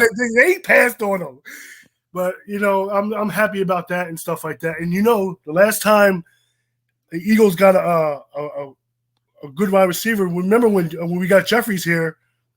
What did he say before he came here? The Eagles are going to the Super Bowl. So I'm thinking AJ Brown's probably thinking the same damn thing. Him and Devontae Smith.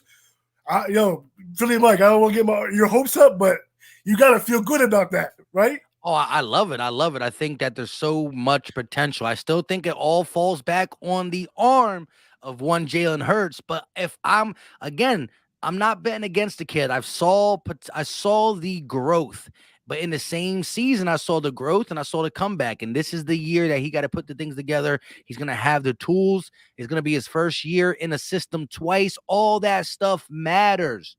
I really feel really good about this. I think this draft is making me feel like we legitly are going to take the East, and then I'll go about my business after that. And I hear you when you talk about, what this guy did in college doesn't necessarily mean he's going to do it in the pros too, because it's all about system, right? If you run a system that works for it, yeah, but if you try to make a kid do something different, you can be kind of slowing his growth or hurting him. But Nakobe Dean dropping 82 spots. And as you said, the Giants were one of the teams that could use a linebacker too, right? They were linked to Micah Parsons last year, didn't get him. They could have got a linebacker. If they traded back, there was a scenario that the Giants would draft at 5, trade 7 back, and then take one of Devin Lloyd or Nakobe Dean. That was a scenario that I heard earlier before this draft started. With that being said, now we look at it, and Nakobe Dean passed the Giants as many times as it passed the Eagles, except for the Eagles pulled a trigger at that third time where we came and we seen him. I love it. I think he's he's smaller, but he plays like Mighty Mouse. He's gonna be a problem. So do you think, I have another question. Do you think, since we didn't get no corners yet, I don't believe, you think Honey Badger is probably the sneak attack that we still have up our sleeves? I wholeheartedly believe the Honey Badger is on our radar. I believe it's something that we are going to do everything in our power to get. When it comes to the cornerback position, though, I'm just not sure if we're going to be able to feel it and feel confident. Like I said, I don't know if you were on. I literally pulled up on Sports Track all the free agent cornerbacks, and you got guys like AJ Boye, you got guys like I want to say Joe Hayden, you got guys like Xavier Rhodes, you got guys like older guys that you're not like, oh yeah, I want them on my team for the long haul. No, but they might be able to come on your team, fight for the second spot if one of McPherson and Tay Gallowan are not ready, like we think they're not ready. And then that's the Band-Aid until next year. Because if Jalen Hurts is the guy, well, now you got a lot of capital to spend on not the quarterback position. So then you can go get your corner early and stuff like that. We knew that this draft, especially if we were going to be aggressive, wasn't going to be the end all be all. We set ourselves up to get very good after this draft, to become a lot better, but then do the finishes touches in the 2023 draft, which can and will happen, I believe. Right. And one other thing, I saw your video about Embiid. Your face was redder than red, man. I couldn't believe it, Philly. I couldn't believe it. Like, the NBA gods, bro. Philly can't catch a break. Like, it's just look, I mean, well, you know what? It's all about Harden now. Either you ball or you get the stepping, homeboy. This is your chance to show up. I hear you, but we're not winning without Embiid, dog. Like, I know, I hear you. Yeah, I got you. Here's the thing, though. They're not saying he's out for the whole series. He's definitely most likely going to be out for game 1. But it's a mild concussion. What is the difference from a mild concussion to a real concussion? I don't know. NBA is different. NFL, you get a concussion, you got a whole week to recover. If you miss that one game, by next game, you're good. You know what I mean? But absolutely. NBA is, you get 3 games in a week. The series is over in a week and a half. If it takes them a week and a half to cover for a concussion, we're screwed.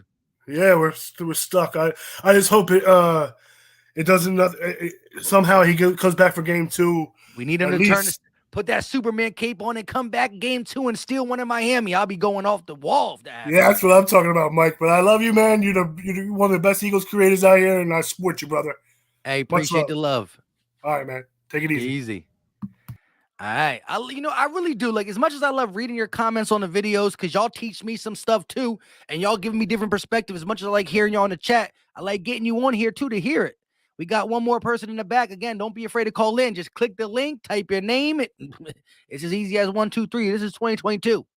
Everybody should have a smartphone. Big Fish, Little Boat. I think it's the first time you called in, bro. Yeah, man. I caught you. Yeah, because it's always fun to put the face behind the name. You know what I mean? I like the jersey. I like the hoodie. Yeah. Hey, I feel like we got 4 starters. Straight up, 4 starters. What more could you ask for? You know what I mean? Can't. You can't ask for more than that, especially again, Howie Roseman was real slick. He talked about we got 10 picks, 10 picks. We're not using 10, but we got it's not about quantity, it's about quality, as you said. You believe we got 4 starters, and I don't disagree. And having Davis playing half the snaps with Fletch and Hargrave is going to teach him and also keep that 341 pounds fresh to wreak havoc. Again, rotation is big. I don't care if you're the best player ever. If you could catch a break and the guy who comes in after you is just as good or similar to you, and then you could come in fresh, offensive line can't rotate. They're going to be tired in the third and fourth quarter, and you can eat. And the more I'm thinking about it, I still got to do more due diligence, so I'm just not going off people's words, but you must be a Cam Jurgens fan. I mean, I'm cool with it, bro. Like, you know what I mean? You're getting a probably a Pro Bowl center soon. You know what I mean? Like, yeah, if Stout and Kelsey are co-signing. Right. You know what I mean? So, like I said, you getting 4 starters, so I'm happy. That's 2 drafts in a row how he's killed it, in my eyes. And I can't disagree. Let me ask you though, when it was around pick number 12, right? And you saw how the board was falling out on day 1. When we moved up to 13 and Kyle Hamilton and Jordan Davis were on the board, did you know it was Jordan Davis, or did you have a little bit like it might be Kyle Hamilton? I knew it was Jordan Davis when Sauce and the other boy went like 3 and 4. You know what I mean? I was like, we getting Jordan Davis. That's it. Do you think that the Ravens would have took him at 14 if we stayed at 15? Oh yeah, for sure. I agree. For sure. We're at pick 135 right now. Is there anybody at 154 you think is still on the board? Possibly, you're like, you know what? Maybe we could throw a dart there. Not really. I mean, just get a corner, get some bodies in here. See who pans out. That's where I'm at with it. Yeah. At this point, you might have to do that again. I still think we're gonna have to touch up on free agency, no matter. And listen, people are gonna say you don't. I understand people don't want to hear 31-year-old, 30-year-old on a team. But if you know they're on the team for only a year because you plan on getting a 20-year-old to come in there after that is a higher prospect, I ain't mad on it. I don't like the 30-year-olds that you're planning for your future, because we do got a couple on this team that we got to get away from. I think the offense is the offense is young and ready to gun and just go ball out. Even, again, A.J. Brown, 24 years old, bro. You know what I mean? Right. And he's in the mix. He's like a year and a half older than Devontae Smith. And I feel like A.J. Brown's been doing it for a minute. You know what I mean? Yeah, I mean, I got to take Howard for what he says. When he says we're not building for this year, we're building for the future, that's what he's doing. So, like, if he thinks he's going to get a free agent or sign somebody, then that's what we're going to do this year. You know what I mean? We still got 2 first-round picks for next year, So, like, exactly. I'm feeling it. I'm feeling everything they're doing.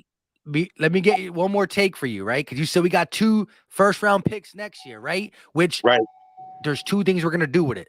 We're either going to spend it on a quarterback, or we're going to really, really crush the draft again with some corners and D-line. Do you think Jalen Hurts gets the job done and secures the quarterback position for the future in this year? Does he do it? I don't know, man. Like, I got to see something big this year. Like, I'm rooting for the kid. I really am. But, like, Hey, listen. Again, I like how you said, like, if somebody tells me I love the kid's energy, I love what he can do, I saw some playmaking ability, I just don't think right now, I can't say I am confident that he's going to be able to be a quarterback that I think wins the games that we need him to win and take the next step. I'm not going to be like, oh, you're a hater. No, haters are people just like, they don't want to give him credit when credit is due. You have a right to be concerned because he's shown some things on the tape where he has to fix. I'm just going to choose to think that he's going to be able to get a little bit better. But this season and the future really could change on the strides that he does take or does not take.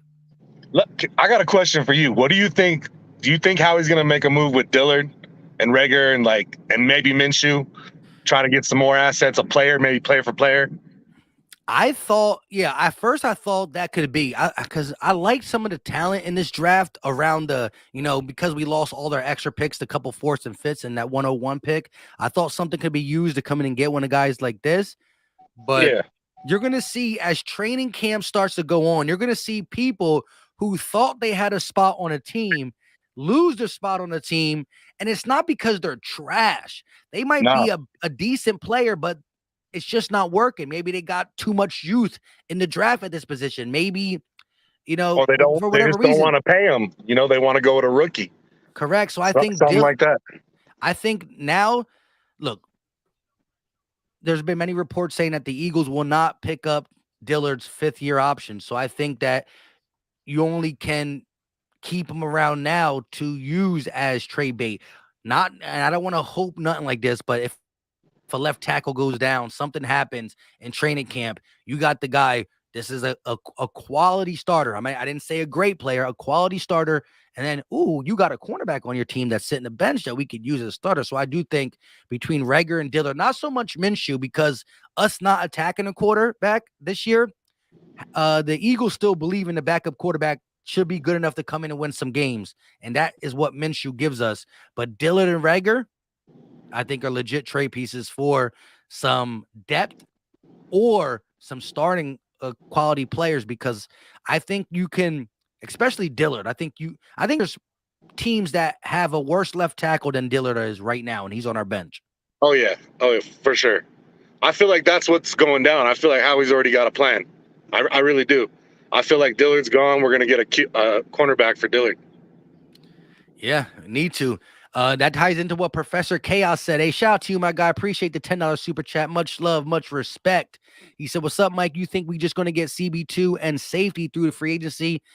Yeah, I was already on that kick last night. We were live, Gate City, Philly Fresh, and I was pretty much saying I understand the Cam Jurgens pick is not going to help you on defense, but if Stout and Kelsey and all them co-signed it, I don't know about them, but I'm going to have to let it ride. I understand we want a cornerback, but I think that if you look at AJ Boye, 30 years old, is he tremendous? Is he going to lock it down? Am I going to go buy a jersey? No, I'm not going to do all that. But what I'm going to do is this. Okay, Slay on one side, Maddox in the slot. You get AJ Boye for 1 year until you touch up the situation again next year if Jalen's the guy.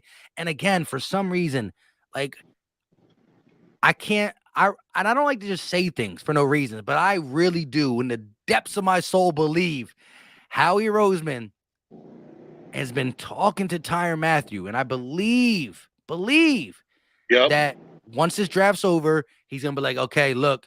Howie's a little slime ball too, in a good way. He's slime ball for us. He's only looking out for the interests of the Eagles. He don't give a bleep about nobody.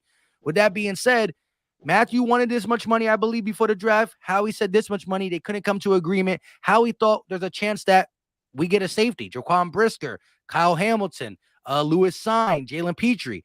Why am I going to just run to him and pay him yet? We got Anthony Harris on a 1-year deal. We might get a safety. Ooh, we don't got a safety? Hey, Tyrann, I'm back. What's up?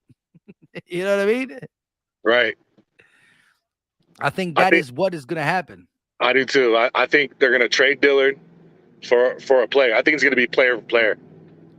If we could trade Dillard for a corner and get Tyrann Mathieu, well then I'm going to be I'm ready to get to Broad Street. No, I'm just kidding. Hey, big fish, little bow. I appreciate you. Like I said, we're going to be doing more of these for both Eagles and Sixers. I love to get the temperature of the fan base. You know what I mean? Because that's what I'm a fan. I've been rocking with you for a minute, bro. Keep doing your thing. You have, bro. I appreciate it. All right, bro. Peace. Once again, shout out to Professor Chaos, though. And if you're still here, and hopefully you are, I did answer, but I want to touch a little bit more on before I bring my next person on. The CB2 is the more like who, what, where, and when are you going to make your move, right? Who's the guy you believe is worthy to play alongside of Darius Slay? How much are you going to give him? All that stuff. But Tyrann Mathieu, I feel like I just feel like it needs to be done and will be done, and it should be done. Needs to, will, and should. Shout out to everybody in the chat. Rico said, I trade Reger for a punter. Oh, yeah, mine's well. That punter is legit. He gonna be flipping the field for people for many years. For many years. Shout out to Sean. What's going on with you? What's up, man? How are you? Nice to meet you, man. Nice to meet you too. I'm chilling. I'm actually very excited about this draft. The Eagles pick is about, like 15, 16 away. How you feeling about this draft so far? Oh, dude, you know what? I can't believe we got Nakobe Dean, man. I still can't believe it. I'm still sitting here in shock. Like, are you serious? I cannot believe he dropped to the 3rd round, bro. I really cannot. 83. Yeah, dude, that is insanity. Like you said, and everybody's been saying, steal the draft, easy steal. And the crazy thing is, like, people are like, of course you're saying it. You're an Eagle fan. I was saying it. Like, there were teams on the clock at like 62 that I thought needed a linebacker. I said, dang, if they take him at 62, it's still the draft. If they take him at 74, it's still draft. If they take him at 77, the Eagles better take him at 83, and we did, man. I was pushing. I was live, and Gate City kept saying, well, what do you think about this? I'm like, I understand you, Gate City, but I just wanted Nakobe Dean. I wanted him at 51. That's all I wanted, man. And if we couldn't get him, I was hoping we were going to get like Christian Harris or I think is I can't really. I always had trouble. Chanel. Yeah, him. Yeah, him. And then I think there was one other linebacker that might have been. Yep, him. So they were like the only guy, but they were already all off the board. So Nakobe Dean. Yeah. Like, he was the only one that was left, and I was like, come on, man. It's either Nakobe Dean or we're screwed. Well, we're not screwed, but we're not going to be able to get a decent linebacker here. Like, this is ridiculous. Get him. And we got him. And I was like, all right, there you go. That settles our linebackers because now we got, Hassan Reddick, who can play, like, a little bit of the regular linebacker, but even though he's more outside linebacker. Yeah, and then you got your White, Sean Bradley, and now you got Nakobe Dean, and I just think he'll be a good fit for us. I don't care about all that injury crap. He'll be fine. He was just cleared for medicals. I think they just cleared him for rookie camp today. So I think he's good to go. So, we just need secondary, man. We just need secondary. We do, but secondary help. We had to know that, especially if Roseman was going to be aggressive, we weren't going to be able to fill all these spots just in this draft. Yeah. I think there's still some guys out there that we can go ahead and get, and I think we're building for the future. He got a 3-year contract, and I think in his mind he's saying we are going to compete for every year of my contract, but by the end of my contract, this team's going to be contending for a Super Bowl, and Jeff Lurie's going to have no way not to sign me for another 3 to 5. So his goal is to get us close to the Super Bowl in the next 3 years, and he's on the path. He's on the right path. Jordan Davis, Nakobe Dean, trade for A.J. Brown alongside of Devontae Smith, Jalen Hurts. You got the opportunity. My heart stopped when we traded that pick because I didn't know because it didn't come up right away. So I was people were lying. I was like, we were live in the chat. No. And people were saying in the chat, and then Gate City said it, and I said, I was just speechless. Dude, I was scared because I was texting my cousin, and he was actually at the link at the draft party, and we were having conversations, and he was ahead of me because I was streaming it off of Peacock, and he was actually there. So he was like at least 20 seconds in front of me. And then he goes, oh my God, I can't believe it. I'm like, what? Don't spoil it. I haven't gotten there yet. And then it came up on the screen. I was like, oh my God. I almost fainted. I was like, there's no way we just got him for a first and a third. Oh my God.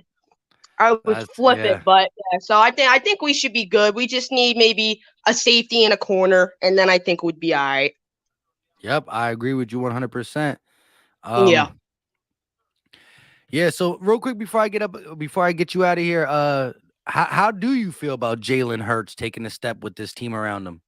I hear, everybody always, I hear every time, like, oh, get a quarterback. Oh, like he's not our guy. I just think that he just had a little bit of trouble, adjusting because he wasn't a full-time starter immediately when he came in. He was helping Wentz out. And then he had his first full year in the league. So now he actually got to experience like what it is to actually be a starter. So now coming in again, I think he'll be good. Plus now he's got his best buddy, AJ. So, he got Devontae broke the rookie record last year. So, and you got Quez Watkins, Zach Pascal. People keep doubting Zach Pascal. He's very, very, very good veteran to join the team. So I'm happy with that too. So I think we're good at receiver, honestly. I really do. I think we're fine. Oh yeah, we went from from not knowing what's gonna happen because them trying to force Reger on J.J. Whiteside. They did a lot. They pushed Reger down and they made him to a tight end. I'm confused. I seen a lot of people posting that Reger deleted all his social media after we got the AJ Brown trade. So I'm not sure if we're getting rid of him or is he just being a baby again and he's just like, ooh, it's his MO to be a baby. So yeah, he moans a lot and he complains a lot. So that's why I mean, like he's done it like 3-4 times already before. So that's why I was like, I don't really know. I can't really think too much into that. Yeah, I hear you. Hey, appreciate your insight. Love hearing from everybody, getting the temperature of the fan base.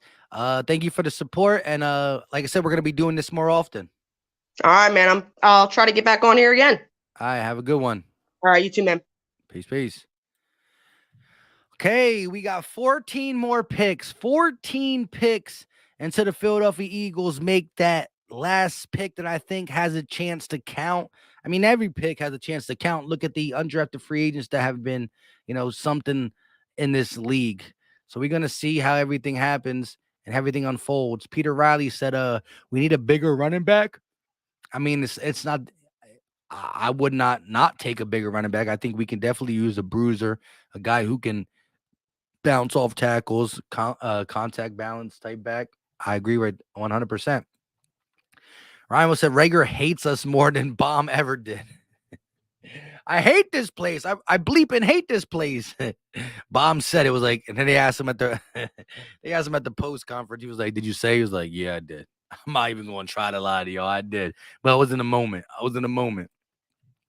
Jonathan said, "No, we need secondary help, but I know we need secondary help, but anyone we bring in at this point in the draft is not going to be an impact player. Why not get a bounce back running back, a balance contact running back if Jordan does not come in?" I agree with you there. I agree. If you get a cornerback now, most likely he's not going to be able to come in and help. I think now, if you find a cornerback in this draft, again, it's not about finding a cornerback in this draft. You drafted McPherson in the 4th round. You should believe in him in the sense that if you develop him for a year or two, he can be your guy.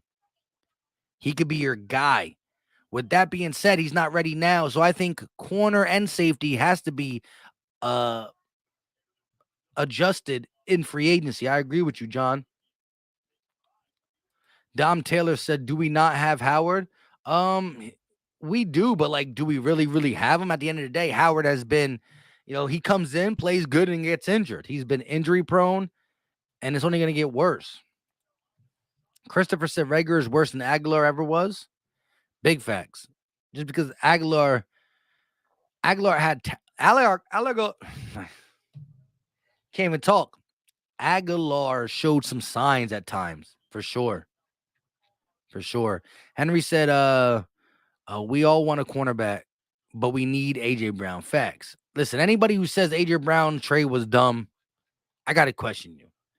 Listen, I agree to disagree. I understand everybody has their own opinions, but come on, bro. How is that dumb?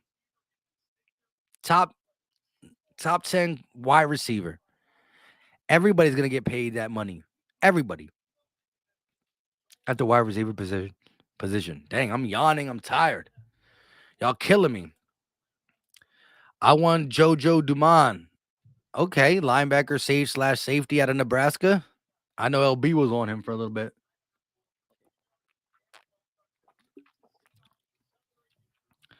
Where you hiding? Said I want Smoke Monday. I didn't smoke on Monday. What are you talking about? I'm just kidding. Yeah, Smoke Monday. I like him. I definitely do. Professor said Howard is good, but he stay hurt. That stinger comes back. That stinger comes back every year. Every year. He had that stinger again. At the end of the season, my man could not even lower the shoulder. He was running upright like crazy. Sam said, I wouldn't be against grabbing a physical back. Sanders is probably going to walk at the end of the year. We need a 3-down bruiser with Gainwell. I agree 100%. I think they just underutilized Howard. I thought run game was better when him over Miles. I agree, but he got hurt again. He was hurt at the end of the season. Ravens are cleaning up. Hey, Ravens knocked it out of the park with the draft. Ravens took all 6 fourth-round picks like I said they would. They had 6 fourth-round picks?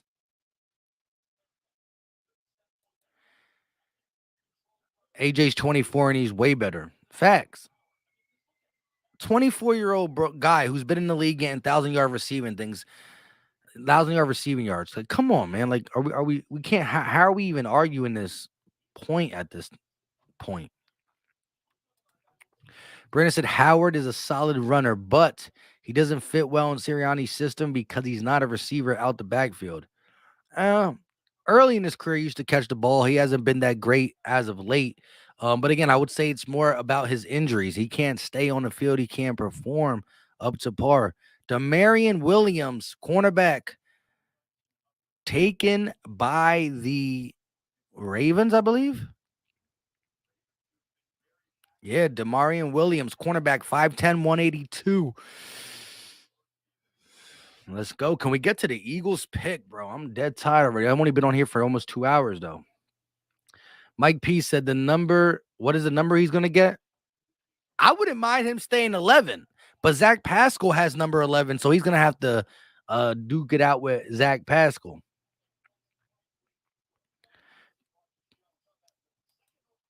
Jets and Giants and Ravens had the best draft. I mean, they had great drafts, but why you ain't throwing us in there? Why ain't we up in there? Bro, we got the best. You got to count the A.J. Brown pick as part of this draft because it was traded during the draft. Name a receiver in this draft that you can automatically guarantee to be better than A.J. Brown. Can't. They could be, but A.J. Brown still didn't reach his potential yet either. A.J. Brown's only 24. His prime will be in 26, 27. He hasn't even reached his prime yet. Put us in there too. Don't be holding out on us. Super Sam said 11 is bad luck because Wentz always got hurt. All right, I'll give you that.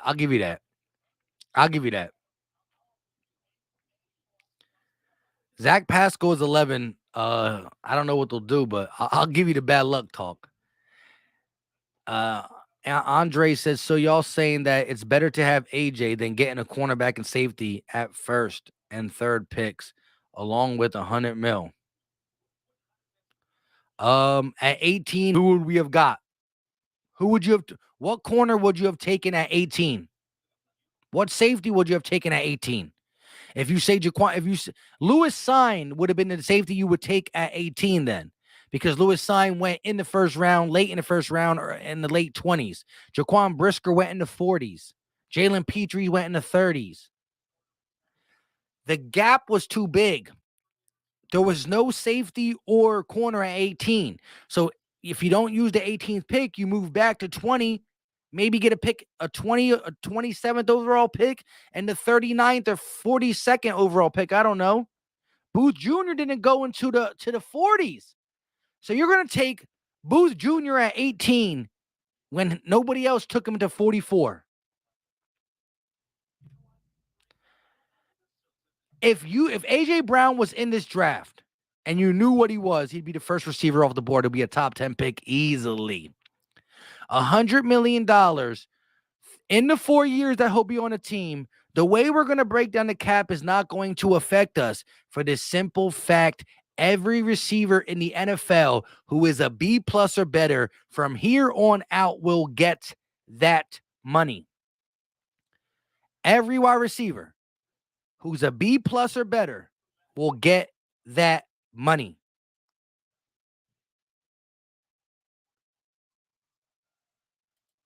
Super Sam said Brown is better than any pick in the draft. I agree 100%. Because we need our old, yeah, you kill two birds, one stone. Here we go. The Rams pick is in at 142.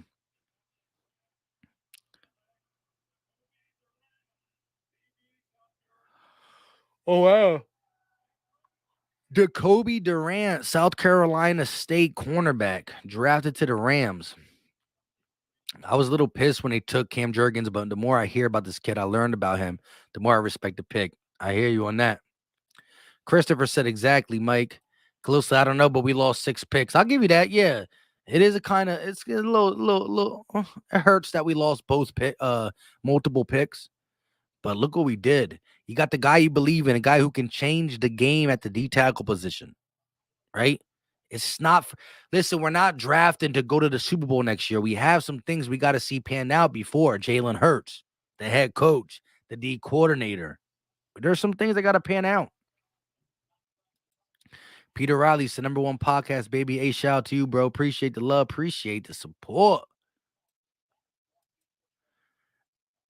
Professor said Huntley looked pretty good last game against Dallas. He replaced Howard on the depth chart currently. Interesting. Yeah, I mean, I think the coaching staff is realizing that Howard, although when he's healthy, is talented, but he's a broken down shell of himself for the majority of the time. You know what I mean? And I think that's holding us back. Brandon said the issue with Brown isn't talent, but he's only 6'1", and his style of play, he takes a lot of contact after the catch. He runs through guys. He's more likely to be injury prone. DK Metcalf runs through guys, and he came into the league with a neck injury. He's not injury prone. You can't. There's no way to quantify if a guy's injury prone or not. The dude's neck was a problem, and he has the same style. He'll run through people. You can't just say that. Can't just say that. King said, do we still have Steven Nelson? No, he signed to the Houston Texans. Right now, the depth chart for the cornerback position is Darius Slay, Zach McPherson, Tay Gowan, Kerry Vincent, Darius Slay, Avonte Maddox, but he has to play in the slot because that's where you get the most value out of him. Then you got Zach McPherson, Tay Gowan, and Kerry Vincent Jr. And again, I think that you're going to have these young bucks fight for the number 2 spot while also bringing in a Band-Aid veteran. And I'm low-key like an AJ Boye. Not saying he's good. Don't come on here and say, oh, you think AJ Boye is good? You have a limited pool to pick from. Jalen Williams said the only issue with this draft was Davis' pick and how it came about. So, yeah, you don't like the fact that we had to give up the 15th, 2 5s, and a 4th. You'd have been okay with the 15th and 2 5s or the 15th with a 4th, right? We still got 2 firsts next year, and I ain't worried about the late round picks at the talent we got in the first 3 rounds. Exactly. Listen, think about it. Again, this is predicated off of Jalen Hurts taking the next step and being a guy. We need cornerback. We need a CB2.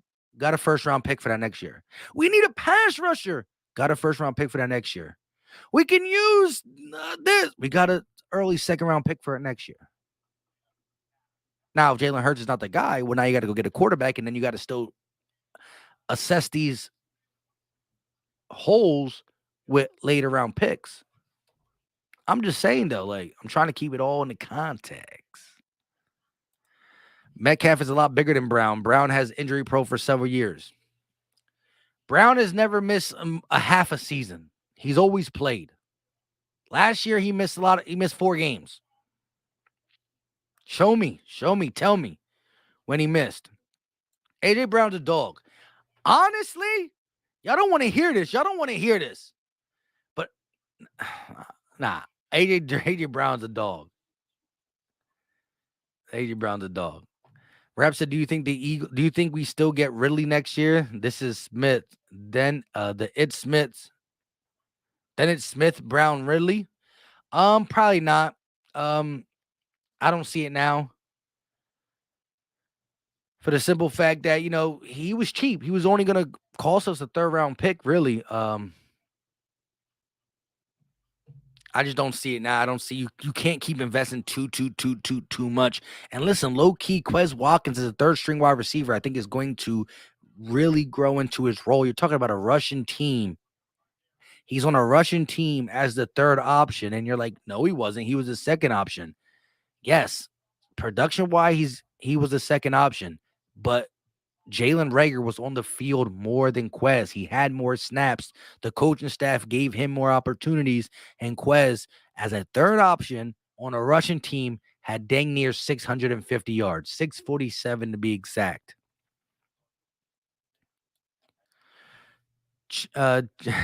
CP said all these moves are great. I don't think Hurts is the answer at quarterback though.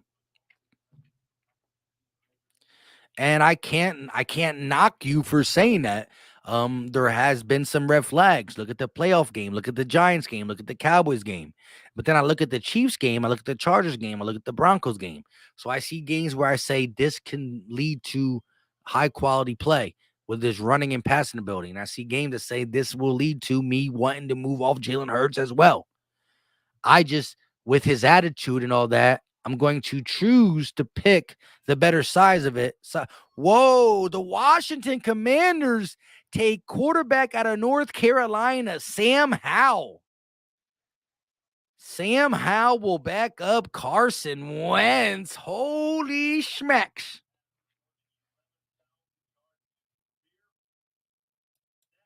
Quez is on a bubble after this year? You crazy. Listen, look, I know Nick Sirianni likes Zach Pascal, but right now, if you ask me, who would you take on your team? Quez Watkins or Zach Pascal? I'm taking Quez. Quez already had more yards in one season than Zach Pascal's had, and he only played one season.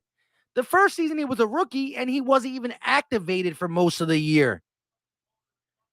Bro, Zach Pascal, he's a fundamentally tough, sound, okay guy. Quez has the opportunity to be big-time playmaking, 4.3 speed. You've seen him catch slants. You've seen him catch bubble screens. You've seen him catch deep balls. And let's stop acting like he doesn't catch contested balls. Listen, Eddie, I always agree with you, my guy. But on a bubble? This is where we're gonna have to agree to disagree on that one. I appreciate you though. And it's all love at the end of the day. I'm about to bring my guy in. Where you hiding? He's hiding below the screen because I didn't bring him in yet. Listen, again, don't forget, we're gonna be doing this until the Eagles pick, or unless my wife divorces me. But we only got a couple more. Click the link, come in and call in and talk your talk. Where you hiding? How you doing? There you are. You're not hiding no more. How you doing, Mr. Philly Mike? I'm chilling. Real quick, let me get to this. I have no issue with Davis as the player. My only issue is that there was better talent and value. Johnson, Hamilton on the board. But it's crazy. Johnson didn't fall. Johnson went in the late 20s, though. I agree. I thought he would be picked around the teens or even earlier on the board. I don't see Davis as more than a really good starter. I think Dontre Poe. Listen, and the weight concerns are all legit and being a good starter and just being a run stopper. But listen, I forgot the guy's name. I low-key went on YouTube and said Jordan Davis breakdown. There's somebody who breaks down his film legitly, and he has the ability to rush the passer. Georgia just opted not to use him in that scenario because they had Trevon Walker, because they had Nakobe Dean, because they had Devontae Wyatt. So here's the thing.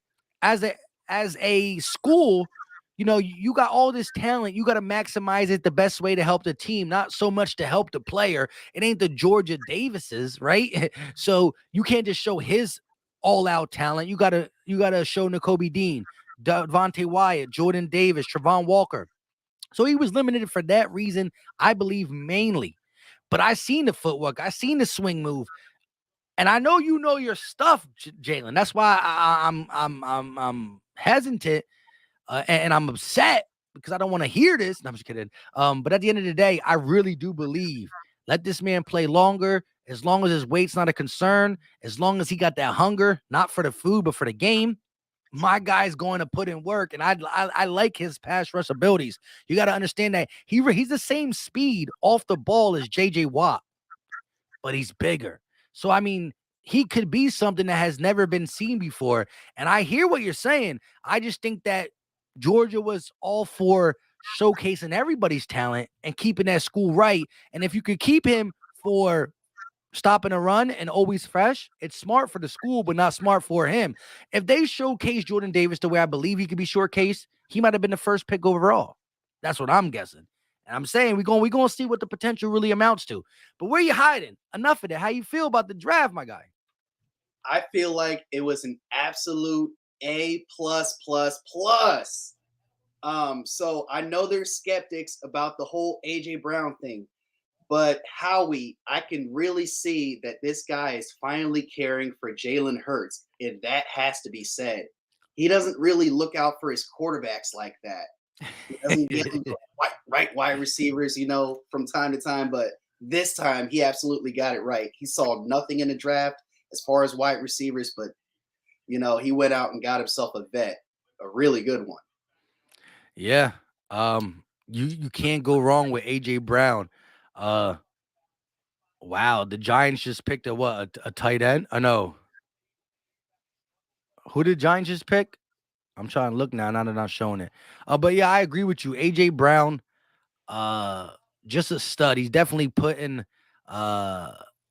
faith in Jalen Hurts to say this year, but he also has that piece that he moved, the first round pick that he moved for next year, that if Jalen Hurts ain't the guy, he can still give weapons for the next guy in place.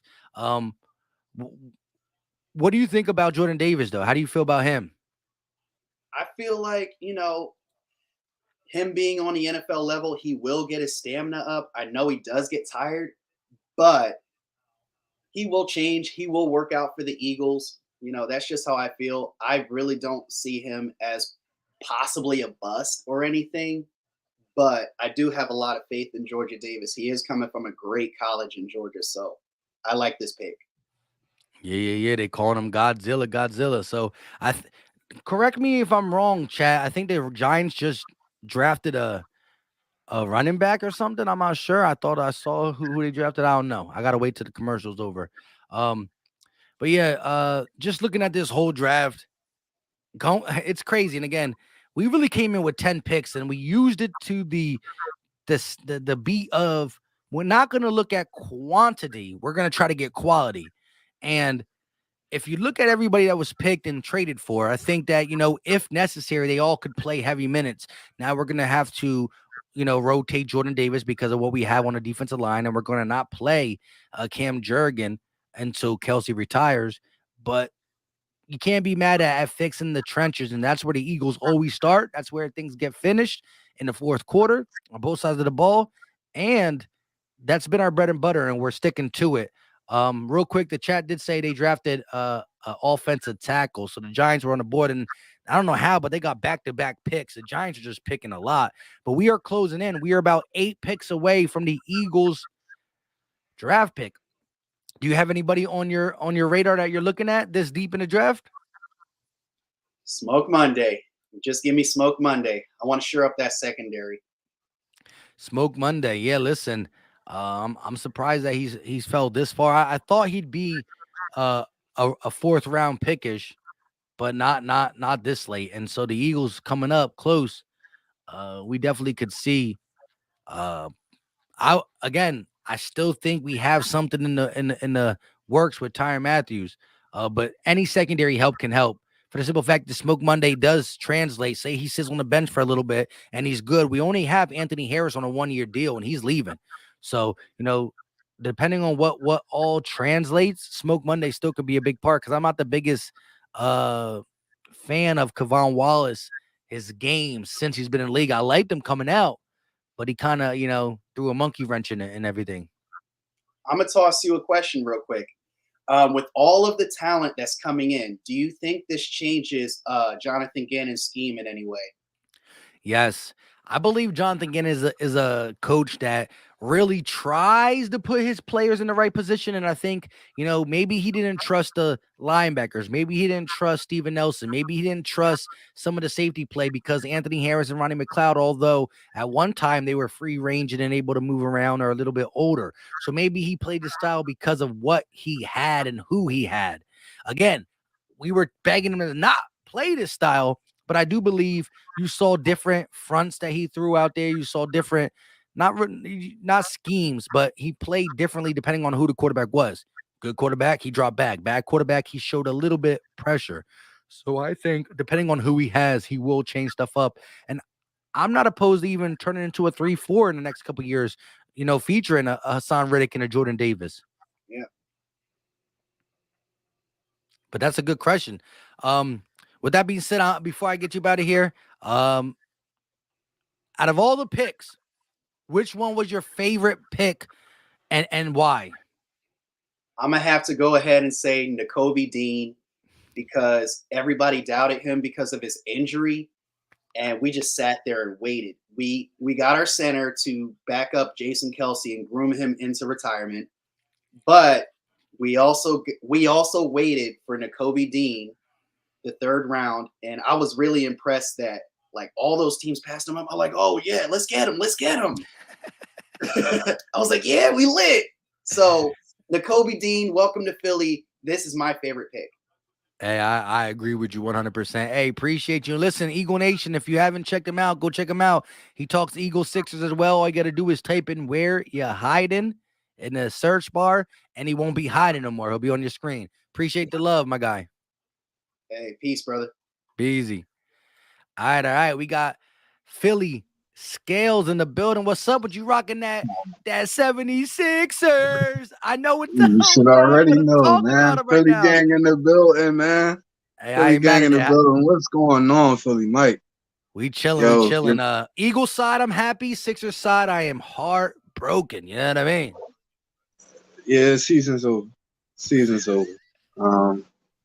Yeah, just show your love for the Eagles. It just means you give all of that love to the Eagles. That's all. I know, but the Eagles are in the relaxing part. We were in the playoffs. You know what I mean? The playoffs. It hurts. It definitely hurts. But you know, the draft for me, like it was like that was everything, man. Like you can't get any better. This is the best draft I've ever witnessed as an Eagles fan since Randall Cunningham. Like this is the best draft of watching Eagles football I've ever seen. This is awesome, man. Like when you asked him who the best pick was, I'm definitely going to Nakobe Dean. I was heartbroken. I was watching your stream last night when the pick went off, and you're like, Cam Jurgens, I don't know this guy. And I'm like, I don't know. I went and watched the film. I'm like, all right, well, the film looked good. And I got on the phone because I'm like, screw it. Dean's not making it all the way to 83, bro. Yo, that surprised me. Yo, awesome, man. Just awesome. The move up, I kind of thought they were moving up to take Hamilton. I was surprised. Like, did you want Hamilton more? I wouldn't have been mad. If they had, it's so like it just seems like Howie is working the Honey Badger deal. Like it does. It's like you feel it in the air, bro. Like if it comes out a week from now that he's coming to Philly, I would not be surprised. But Jordan Davis, you know, this kid's a freaking monster, bro. Like, even if he only gives you 50% of the snaps, you still had one of the best D lines in the league. You're going to have the best D line in the division, even with Thibodeau going to the Giants. Like, you're still going to have the best defensive line in the division. Chase Young, all of those guys. Yeah, you have teams that have like 2-star players on their line, but like we're stacked, bro, and our depth is even stacked. So it's like, how can you complain? Yeah, and I definitely see the Eagles rotation being heavy. Like they're gonna keep bodies fresh. I think you're gonna see all 3 D tackles play north of 60-something%. And you're saying, how does it make sense? Because I do see guys like Hargrave being able to flap out to the defensive end, not every possession, but some of them. And I do think that you're going to see just, stunts and movement and different fronts. And you're going to have JG able to be more creative, to say the least. How about Milton Williams? Because he already played some of that last year. Right. So it's like, I'm excited just to see how they're going to. I feel like Derek Barnett, everybody's pissed about the re-signing. I am too. But I feel like you're going to see so little of him on the field because of the rotation. It's not even going to matter. Yeah. But Brandon does give a good part. And this is my only concern is the fatigue level. Like, I think at his weight, he has to really watch. If he got to be hungry for the game of football and do the right things, and that can translate. But I just think that he wasn't given the opportunity. I do believe fatigue is a part of it. But Right. fatigue, but also the fact that Georgia had too much talent and that I saw something in the chat that So, Georgia had too much talent and they didn't want to keep him fatigued and they wanted to keep him healthy. And so I think in the right. NFL, he's going to be asked more of. But do you need him? Do you really want him playing more than 50% of your snaps? Like, say he's on the field for 50% of your snaps right now, and that's all you get from him. Are you really mad at that? If he's still performing, he's top 10 in freaking Heisman votes. So are you really mad if he comes to your team in the NFL, gives you that same performance, and only plays 50% of your snaps when your depth is so good? I am, only because how long is the depth going to be this good? How much are we going to have to pay him that keeps depth from coming here and things of that? So we're not going to have Fletch to rotate out all the time. Javon Hargrave, depending on Right. what we do, he's True. on an expiring contract. So we have to either re-sign Hargrave after this, or now you might be saying Milton Williams and Jordan Davis are your future D tackles, right? I still think Milton Williams Right. is a little bit too small. He can play, He but he is. also bounces out a little outside. So my thing is, he got to play more, because look, if you're looking at Kyle Hamilton, he's going to be playing 100% of the snaps over there wherever he's playing. So I think he knows he got to. I think he's going to mentally prepare for it. I think the Eagles are going to get him on a diet plan that he's going to lose weight in the NFL. Right. But he's going to gain strength. And I don't think he's going to be an incredible amount of weight where he loses his power.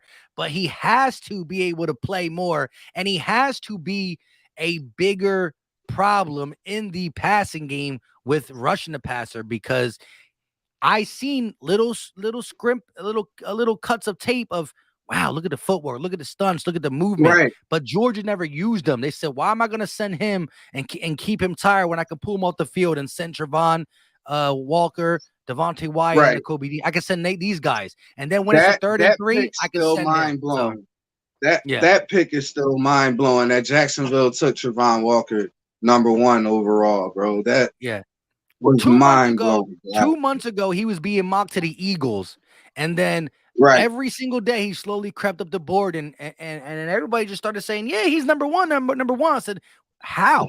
What changed? What? You don't." Right, exactly. It's the combine, though. It's the combine. Aiden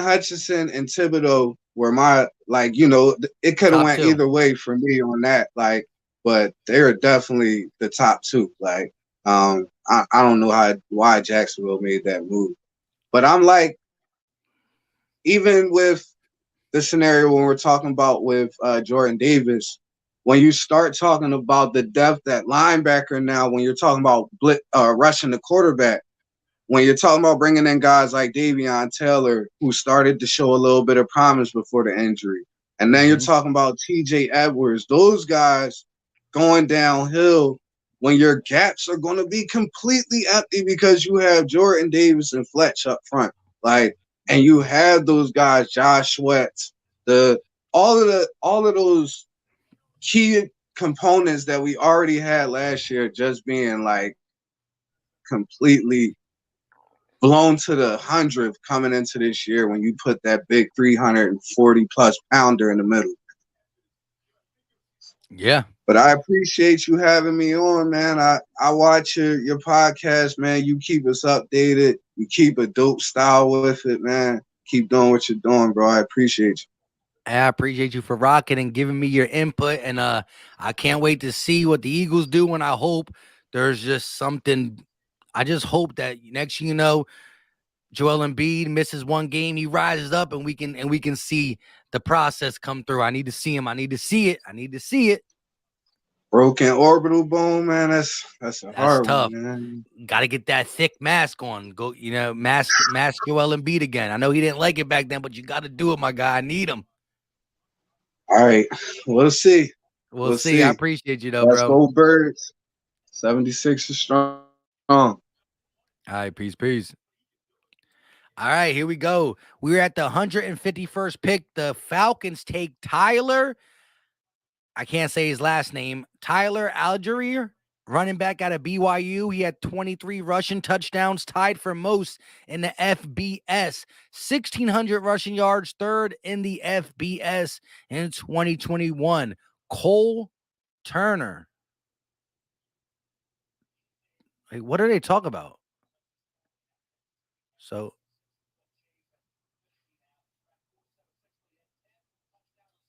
I don't even know what they were showing the running back Tyler, and then they just started showing Cole something. I guess that's what they think for the next pick. Here we go. The Broncos are on the board. Pick is in. Okay, Cole Turner is the Broncos pick. Cole Turner going to the Broncos. Tight end out of Nevada. Here we go, though. Dominic said, why is our squad looking official, though? Talk about it, my guy. Show enough said, I wanted Tyler Tyler A. We going to call him Tyler A.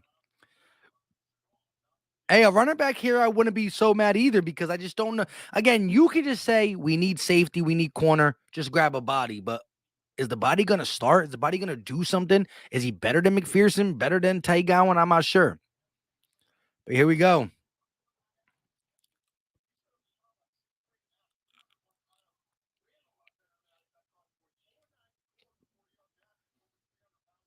No, who did the Broncos take? I'm all lost. But here we go. The Eagles pick is coming up. 2 more picks. I can see Philly on the horizon. Here we go. Let's go.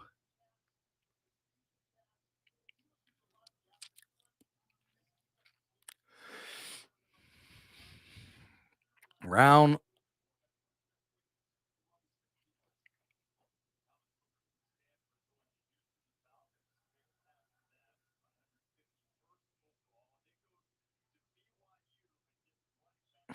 What is going on? Broncos pick is in, but they're not saying who. Showing up said Butler.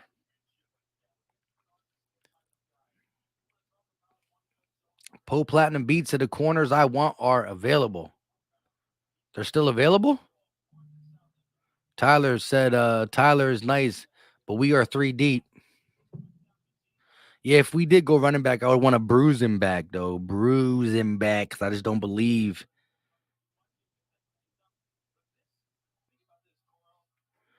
I believe Howard has seen the best of times go away. Backyard Bird Podcast said, let's go get a running back. I don't know. We're about to see. How are they even saying? They're not even saying the picks, though. Like, I don't even understand what's going on here.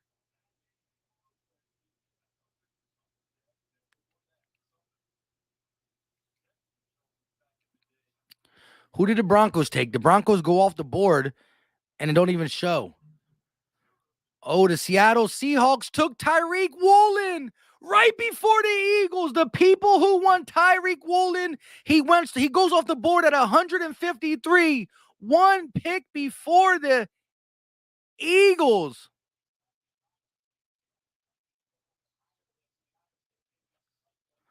One pick before the Eagles. Tyreek Woolen, 25 tackles, 1 interception, 5 passes defended. Wow. For the people who wanted him, I know a lot of people were talking about taking him, and not as an impact starter right away, but a guy that if you did get a free agent guy, whether he's good or not, you let him sit behind him. And this guy is 6'4" with a 4.2 640. This dude is faster than every wide receiver on our team.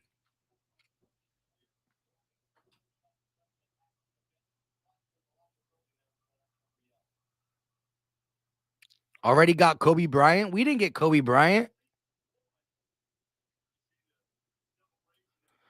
Oh, the Seahawks got Kobe Bryant, you're saying.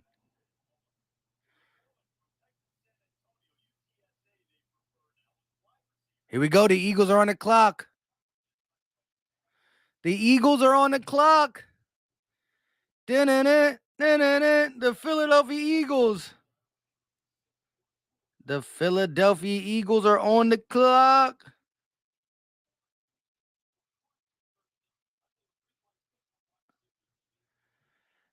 The Eagles' last pick was Nakobe Dean at 83. We know this. 2 picks remaining. They went 9-8 in the 2021 season, second in the NFC East, and lost in the wild card round. We know this. Defensive sacks 29, second fewest in the NFL. We know this. Stop telling us stuff we know. Last 2 seasons, we were in last place in reception yards by wide receiver. They just love poo-pooing on us. Come on, here we go.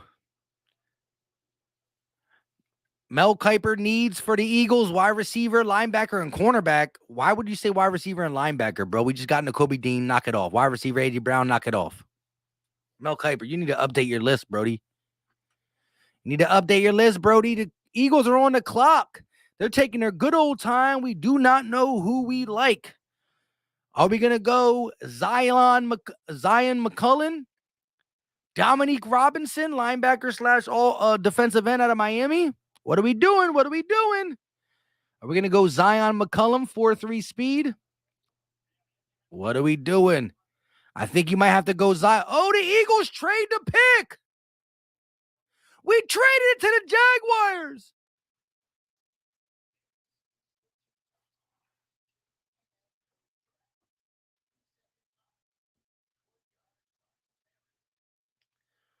Bro, I just waited 2 freaking hours on this live to just get at least 1 pick, and y'all did me dirty like that.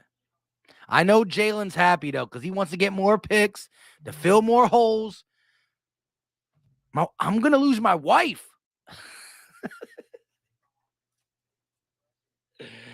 Oh, Lord, bro. How many more picks I got to wait now? Can somebody tell me where the Jags pick? How far do we go back? Did somebody tell me? Bro, my wife. Listen, my wife texted me at 2:00 and said, "Are you done?" And I said, 30 minutes, about 30 minutes, and it will be our draft. It's 2:30. It's 2:27.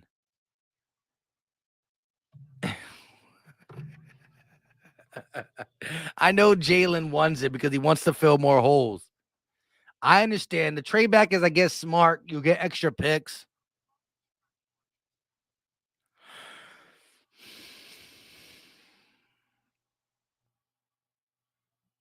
We have no additional picks into the 7th. Wait, what?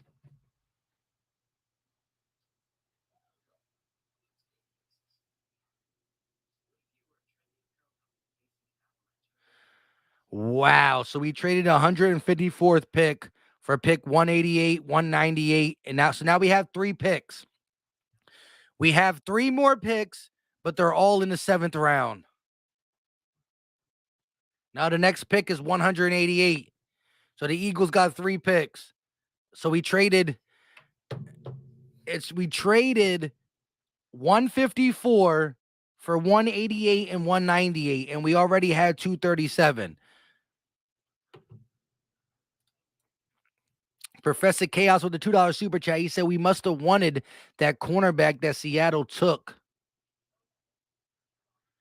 That's crazy. So again, this would have been the Eagles draft. 154, 237, over.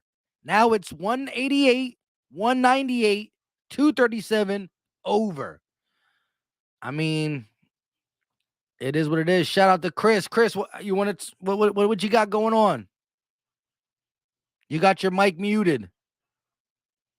You got the mute button clicked.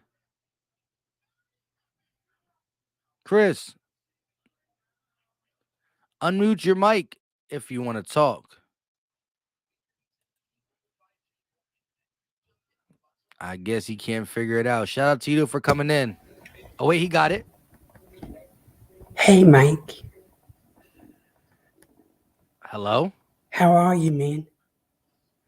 I'm doing good. How are you? Are you good? Yeah, I'm good. Everything good? Yeah, I love what the Eagles are doing so far. Me too. Did you like the trade back? Yeah. I mean, it makes sense. we only had 4 picks because of all the trades we did. It makes sense to move back and try to garner some depth. I just waited 2 hours for this pick in general, and they did me dirty. So, I hey. just wanted to say hi to you real quick, man. See how you been. I love what the Sixers are doing to you right now with Harden and Embiid. I think they got a chance to go to the finals. But hey, man, before I leave, do you mind if I put my cell number in the private chat so we can text each other? Nah, if you want to follow your boy on Twitter, you can follow your boy on Twitter at Philly_Mike25. Sorry, and then you I can don't hit me hop up on Twitter, but I do look on there sometimes. Well, you'll find me on Twitter, my guy. And listen, Embiid's hurt. Sixers probably not going to do good if he don't come back healthy. I appreciate the love. I appreciate the support. I'm sorry. I just figured we can text each other. I mean, I try. I hit me up on Twitter, and I hit you back, my guy. I appreciate it. Have a good one.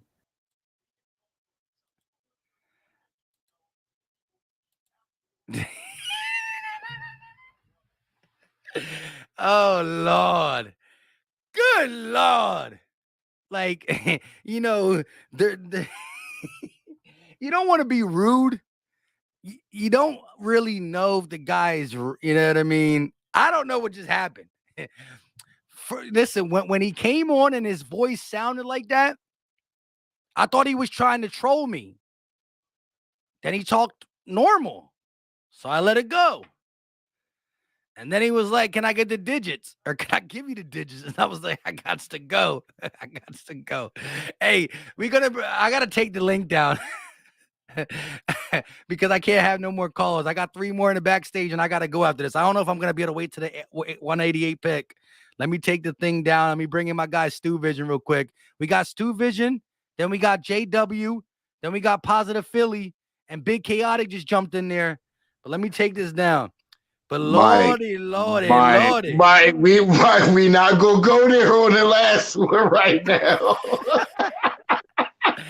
Hey yo, bro, I was sitting here listening, and I was just like, yo, what the hell am I listening to right now? Like, I know Mike is sitting here thinking to himself, I gotta get out of here. I gotta find a way. But yo, bro, I'm loving what we did so far. I think the only reason why we just traded that pick back is because the guy that the Seattle Seahawks just took, Tariq Woolen, that's who we were looking at. Because if you ask me, I look at him like Trayvon Diggs. He used to be part of he used to be a receiver that converted to the corner. And I thought that would have been good for us to be on the other side of Slade. But my question is this, and I really want your real opinion on this. What do you think really is going to make the difference this year from last year if we can actually really be contenders? Say that last part again. Kind of like echoed out a little bit. What do you think is going to be the difference from last year and this year that's actually make us real contenders? Well, again, I think it all comes back to, hold on one second. Elijah, go downstairs. I'll be downstairs in a little bit. It all starts with Jalen Hurts because he touches the ball every single possession. It all starts with him. I think there's no way he's going to be worse. We saw some bad, we saw some good, and we saw some medium. I hope he stays more in the good and the medium. He doesn't have to be a Pro Bowl quarterback. It's still only his second year starting, but you got to see real strides and continuous growth. Not good, bad, good, bad, bad, good, bad. It starts there. He has a second year in the system, all that stuff. But now you look at the reasons he has a chance to be better.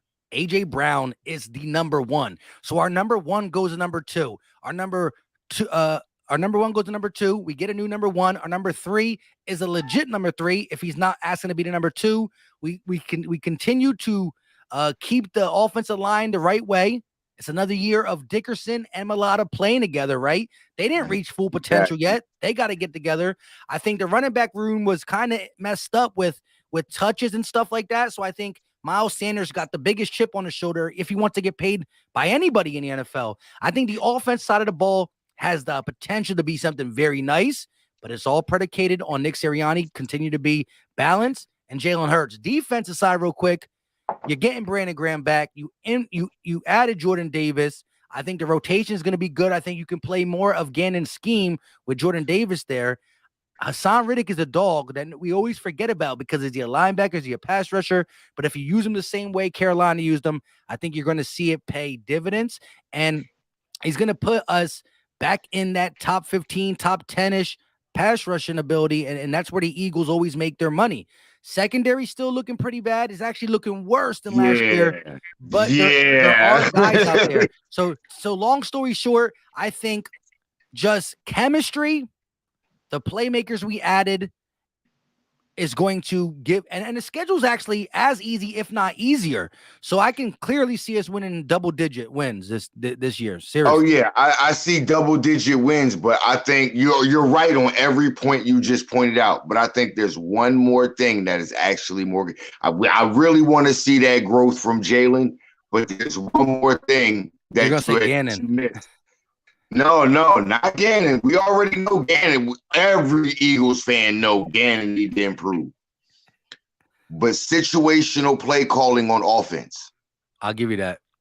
I think that is going to be something that's going to be key because you can't sit there and call 10 plays and 8 of them be passes and they not work out and you forget to include the run game. I also think we need to I think we, in this day and age in football, we get caught up too much in playing this RPO thing and not putting our quarterback under center enough.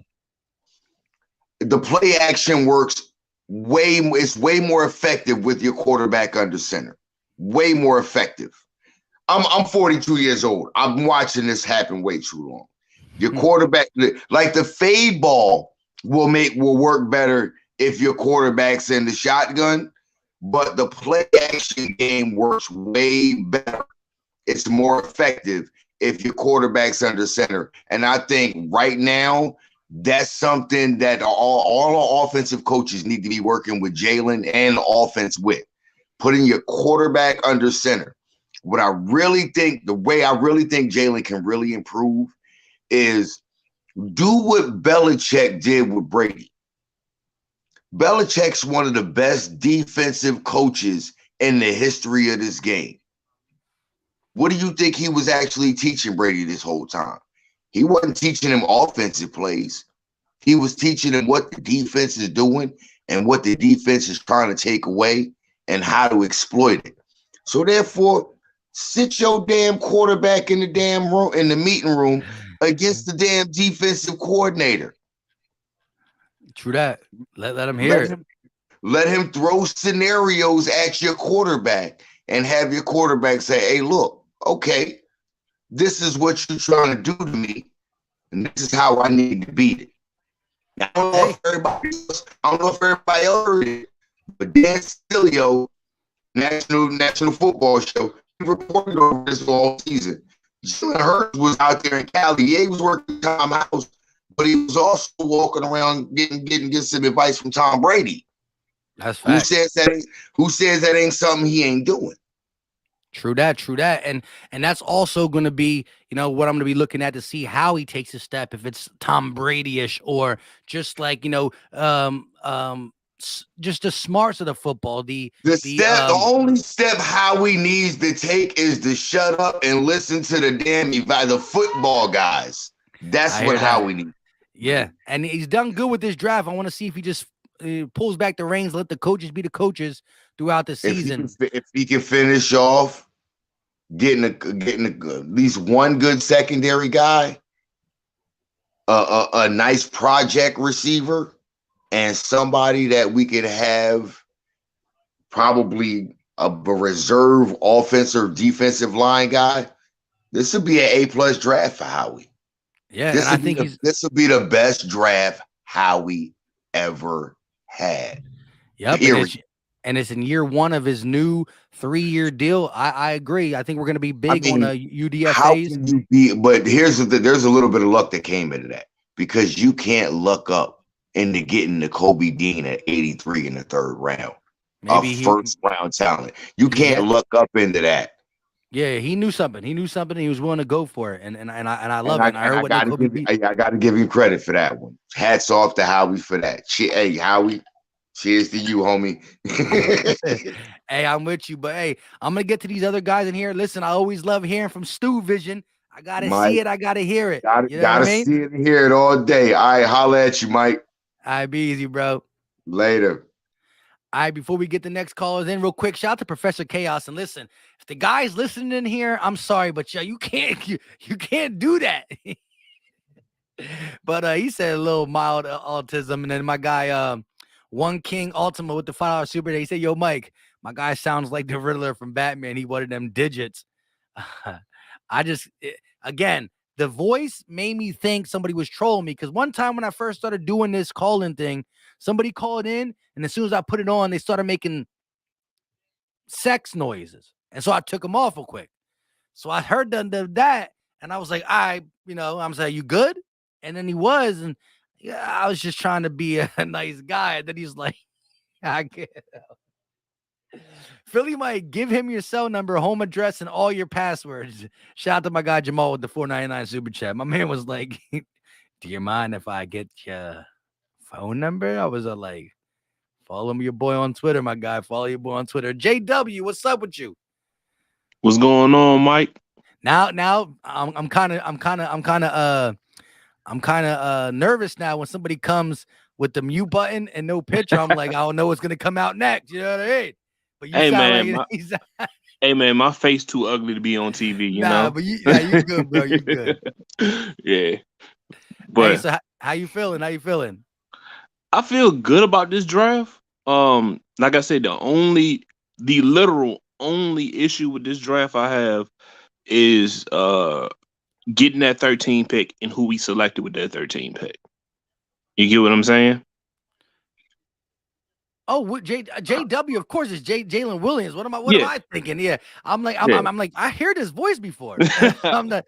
My fault. Nah, you good. Yeah, I hear you, especially how it went about it, and I know you look at Davis a little bit different. And listen, in that same video I talked about, where I started feeling a little bit better about watching the end, he does say the same things.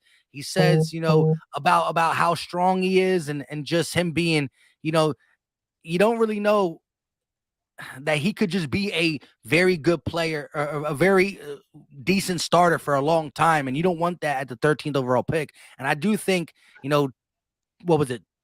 2 5s and a 4. That was a little extent for only two spots moving up. But I do like the player in Jordan Davis. I'm just looking at it. Of course, I'm always optimistic until there's no chance to be.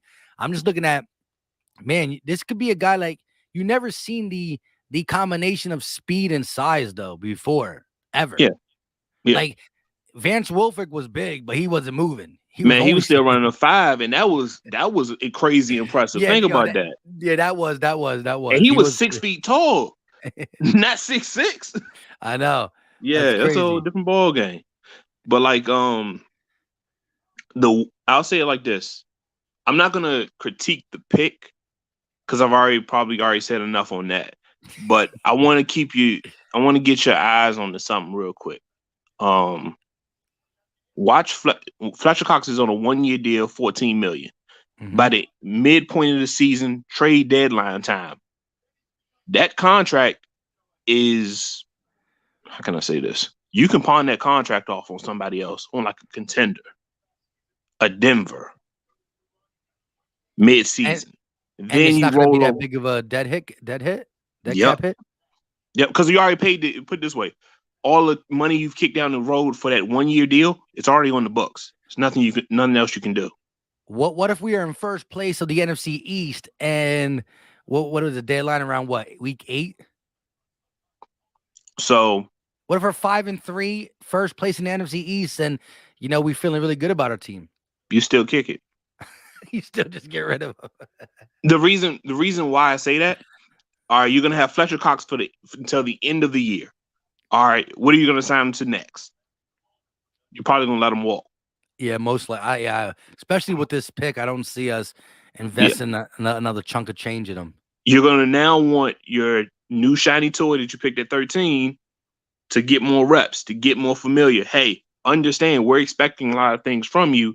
Get these reps, get play time. If he's out of shape, I doubt he's really out of shape. It's just the amount of effort you have to put into that body to move that fast for those short bursts is a lot. So understand there's stamina limitations on that. So hey, I want you to increase your workload. You know, they're gonna probably also add another veteran D tackle to add into the rotation. You get what I'm saying? Yeah. So you at least have 4 D tackles on your team. If somebody goes down, all right, we're rocking with 3. Milton, well, not Milton. Milton can kick inside, you know, more inside if he needs to. BG can kick inside if he needs to. You have that versatility. You know what I'm saying? So no, I agree, and you're right. Like, this is not a video game. I don't get Jordan Davison stats that are these stats: 6'4", 341. He runs this fast. This got this kind of burst, this kind of acceleration. I don't get to just play him as a computer.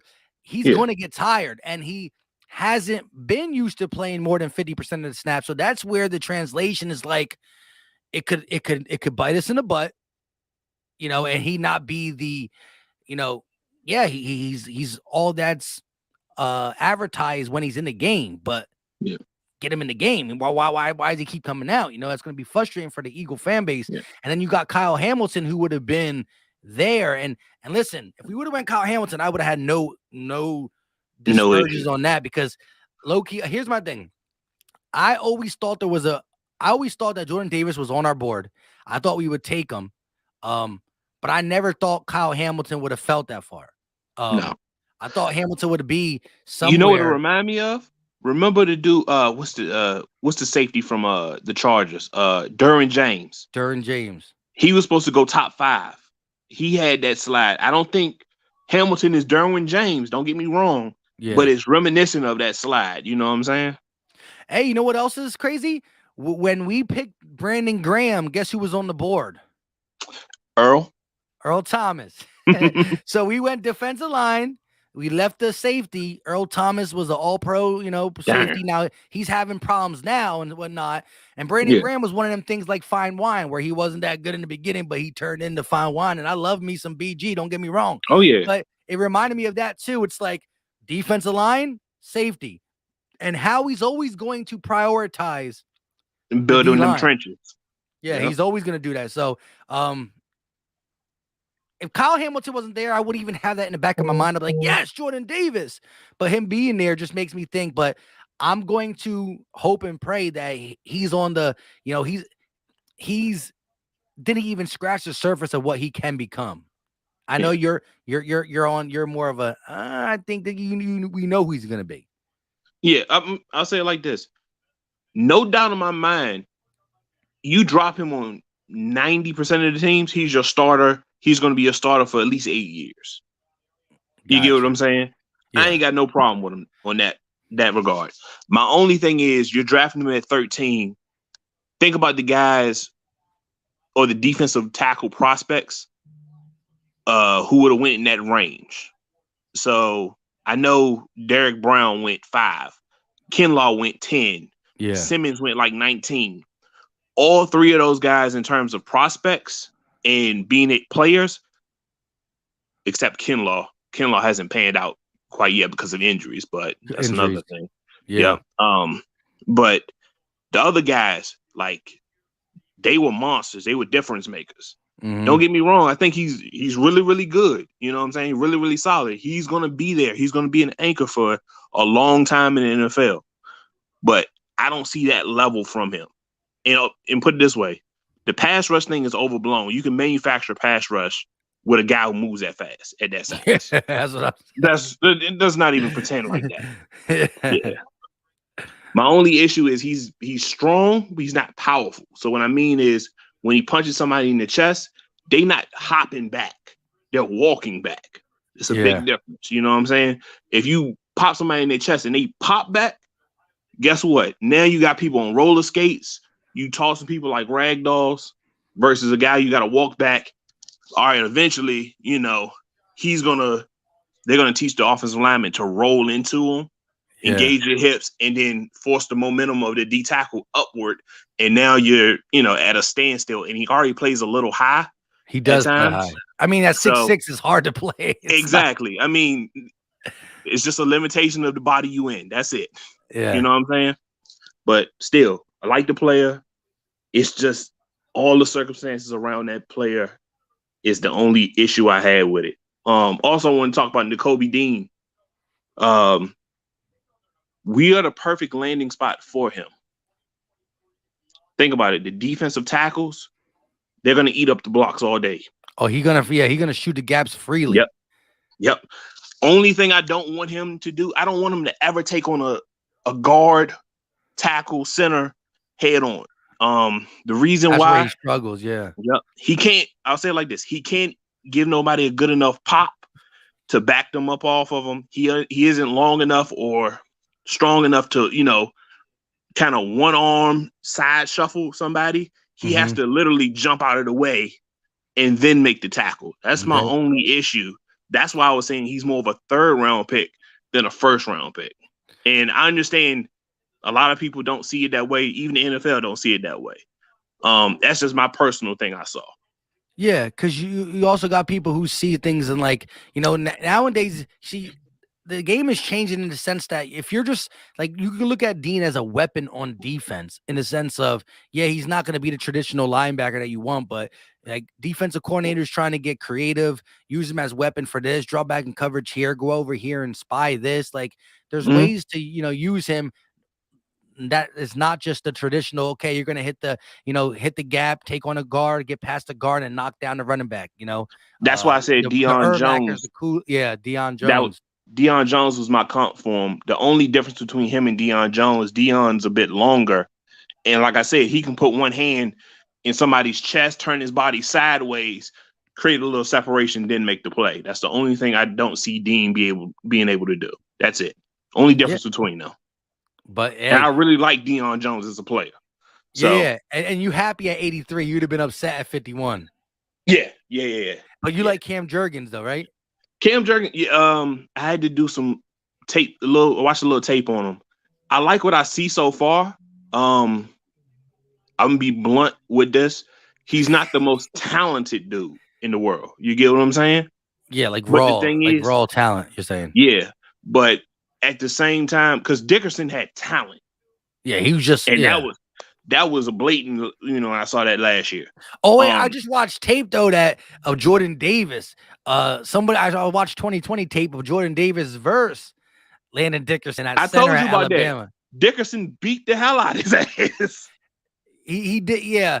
But there was a couple times where Jordan Davis did some good things, stopping the run.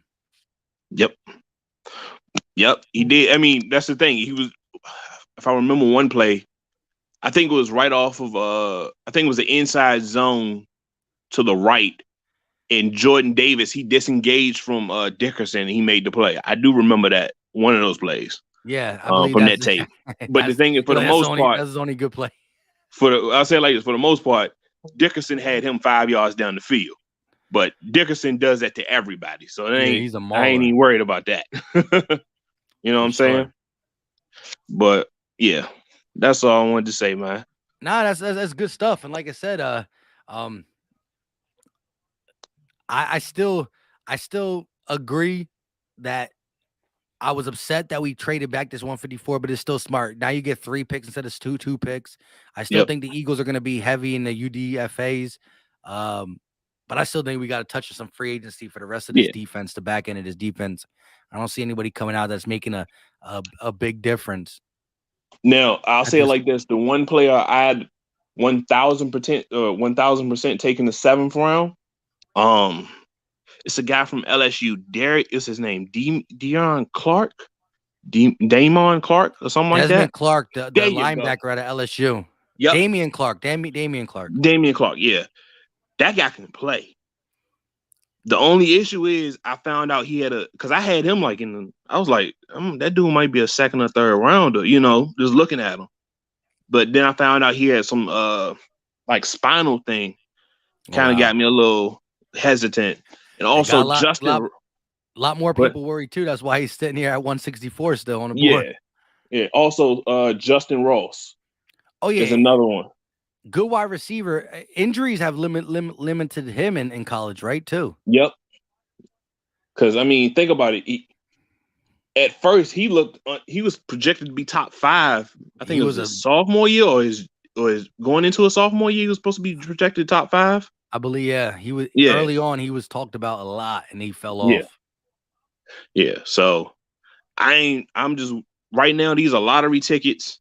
I'm with you on that. I'll put it this way: if a guy can stick around and make a roster, that's a win for me in these rounds. You know what I'm saying? I agree 100%. Hey, shout out to you, bro. Appreciate the love. Appreciate the support. Yeah. All right, man. You be easy. You already know. Be easy. All right, man. Try not to get up. Whoa. Words for use talk. Try not to get divorced, man. Yeah, you already know I'm about to end this soon. All right, man. All right, peace. Bye. Shout out to everybody that has come through. Again, we were supposed to pick at 154, didn't it? We are going to pick at 188. I can't do it. I can't stay. I've been on here for 2 hours and 45 minutes. My wife's going to kill me. Shout out to everybody, yo. That was crazy scenario with that guy on the. Listen, hit that like button for your boy. It's free. It's easy. It don't cost a thing. Listen, if you know me, Jordan Davis, to me, the potential, he's already going to be a standout player in general. The potential is even higher than that to be something tremendous. Nakobe Dean, I wanted him at 51. I love him at 83. Nakobe Dean will be the steal to draft. And if anybody says, of course you're saying that you're an Eagle fan. No, I was saying whoever at pick 63, if you get Nakobe Dean here, steal to draft. Pick 72, you get him here, steal to draft. I was saying anybody who drafted him out is going to get the steal to draft. And we drafted him at 83. And he is the steal to draft. Shout out to Jamal, $4.99 super chat. He said, Mike, do you see us getting another tight end for that 12 personnel? We were solid with 12 personnel. Not in this draft. If there's somebody who falls in the undrafted free agency, which there's going to be some bodies there, I can see us taking a shot on them. We were high on Tyree Jackson, but he keeps getting injured, and I think he's going to be injured to start the season. With that being said, I still do like Jack Stahl, right? Richard Rodgers is a guy that we always keep around on the roster. If you're telling me it's Dallas Goedert, Dallas Goedert, Richard Rodgers, and Jack Stahl, I'm okay until Tyree Jackson comes back. When he comes back, then, we'll use that 6'7" guy. Appreciate the super chat, though, my guy, Jamal. We're going to be getting up out of here. A guy who's just here, so that puts a... Exo said, this is my fault. We didn't get one. I didn't listen to my wife and manifest that outcome. I sincerely apologize, Philly. Hey, shout out to everybody in the building. Jalen Weindeal is a tight end to look at into the UDF or 7th round. There you go.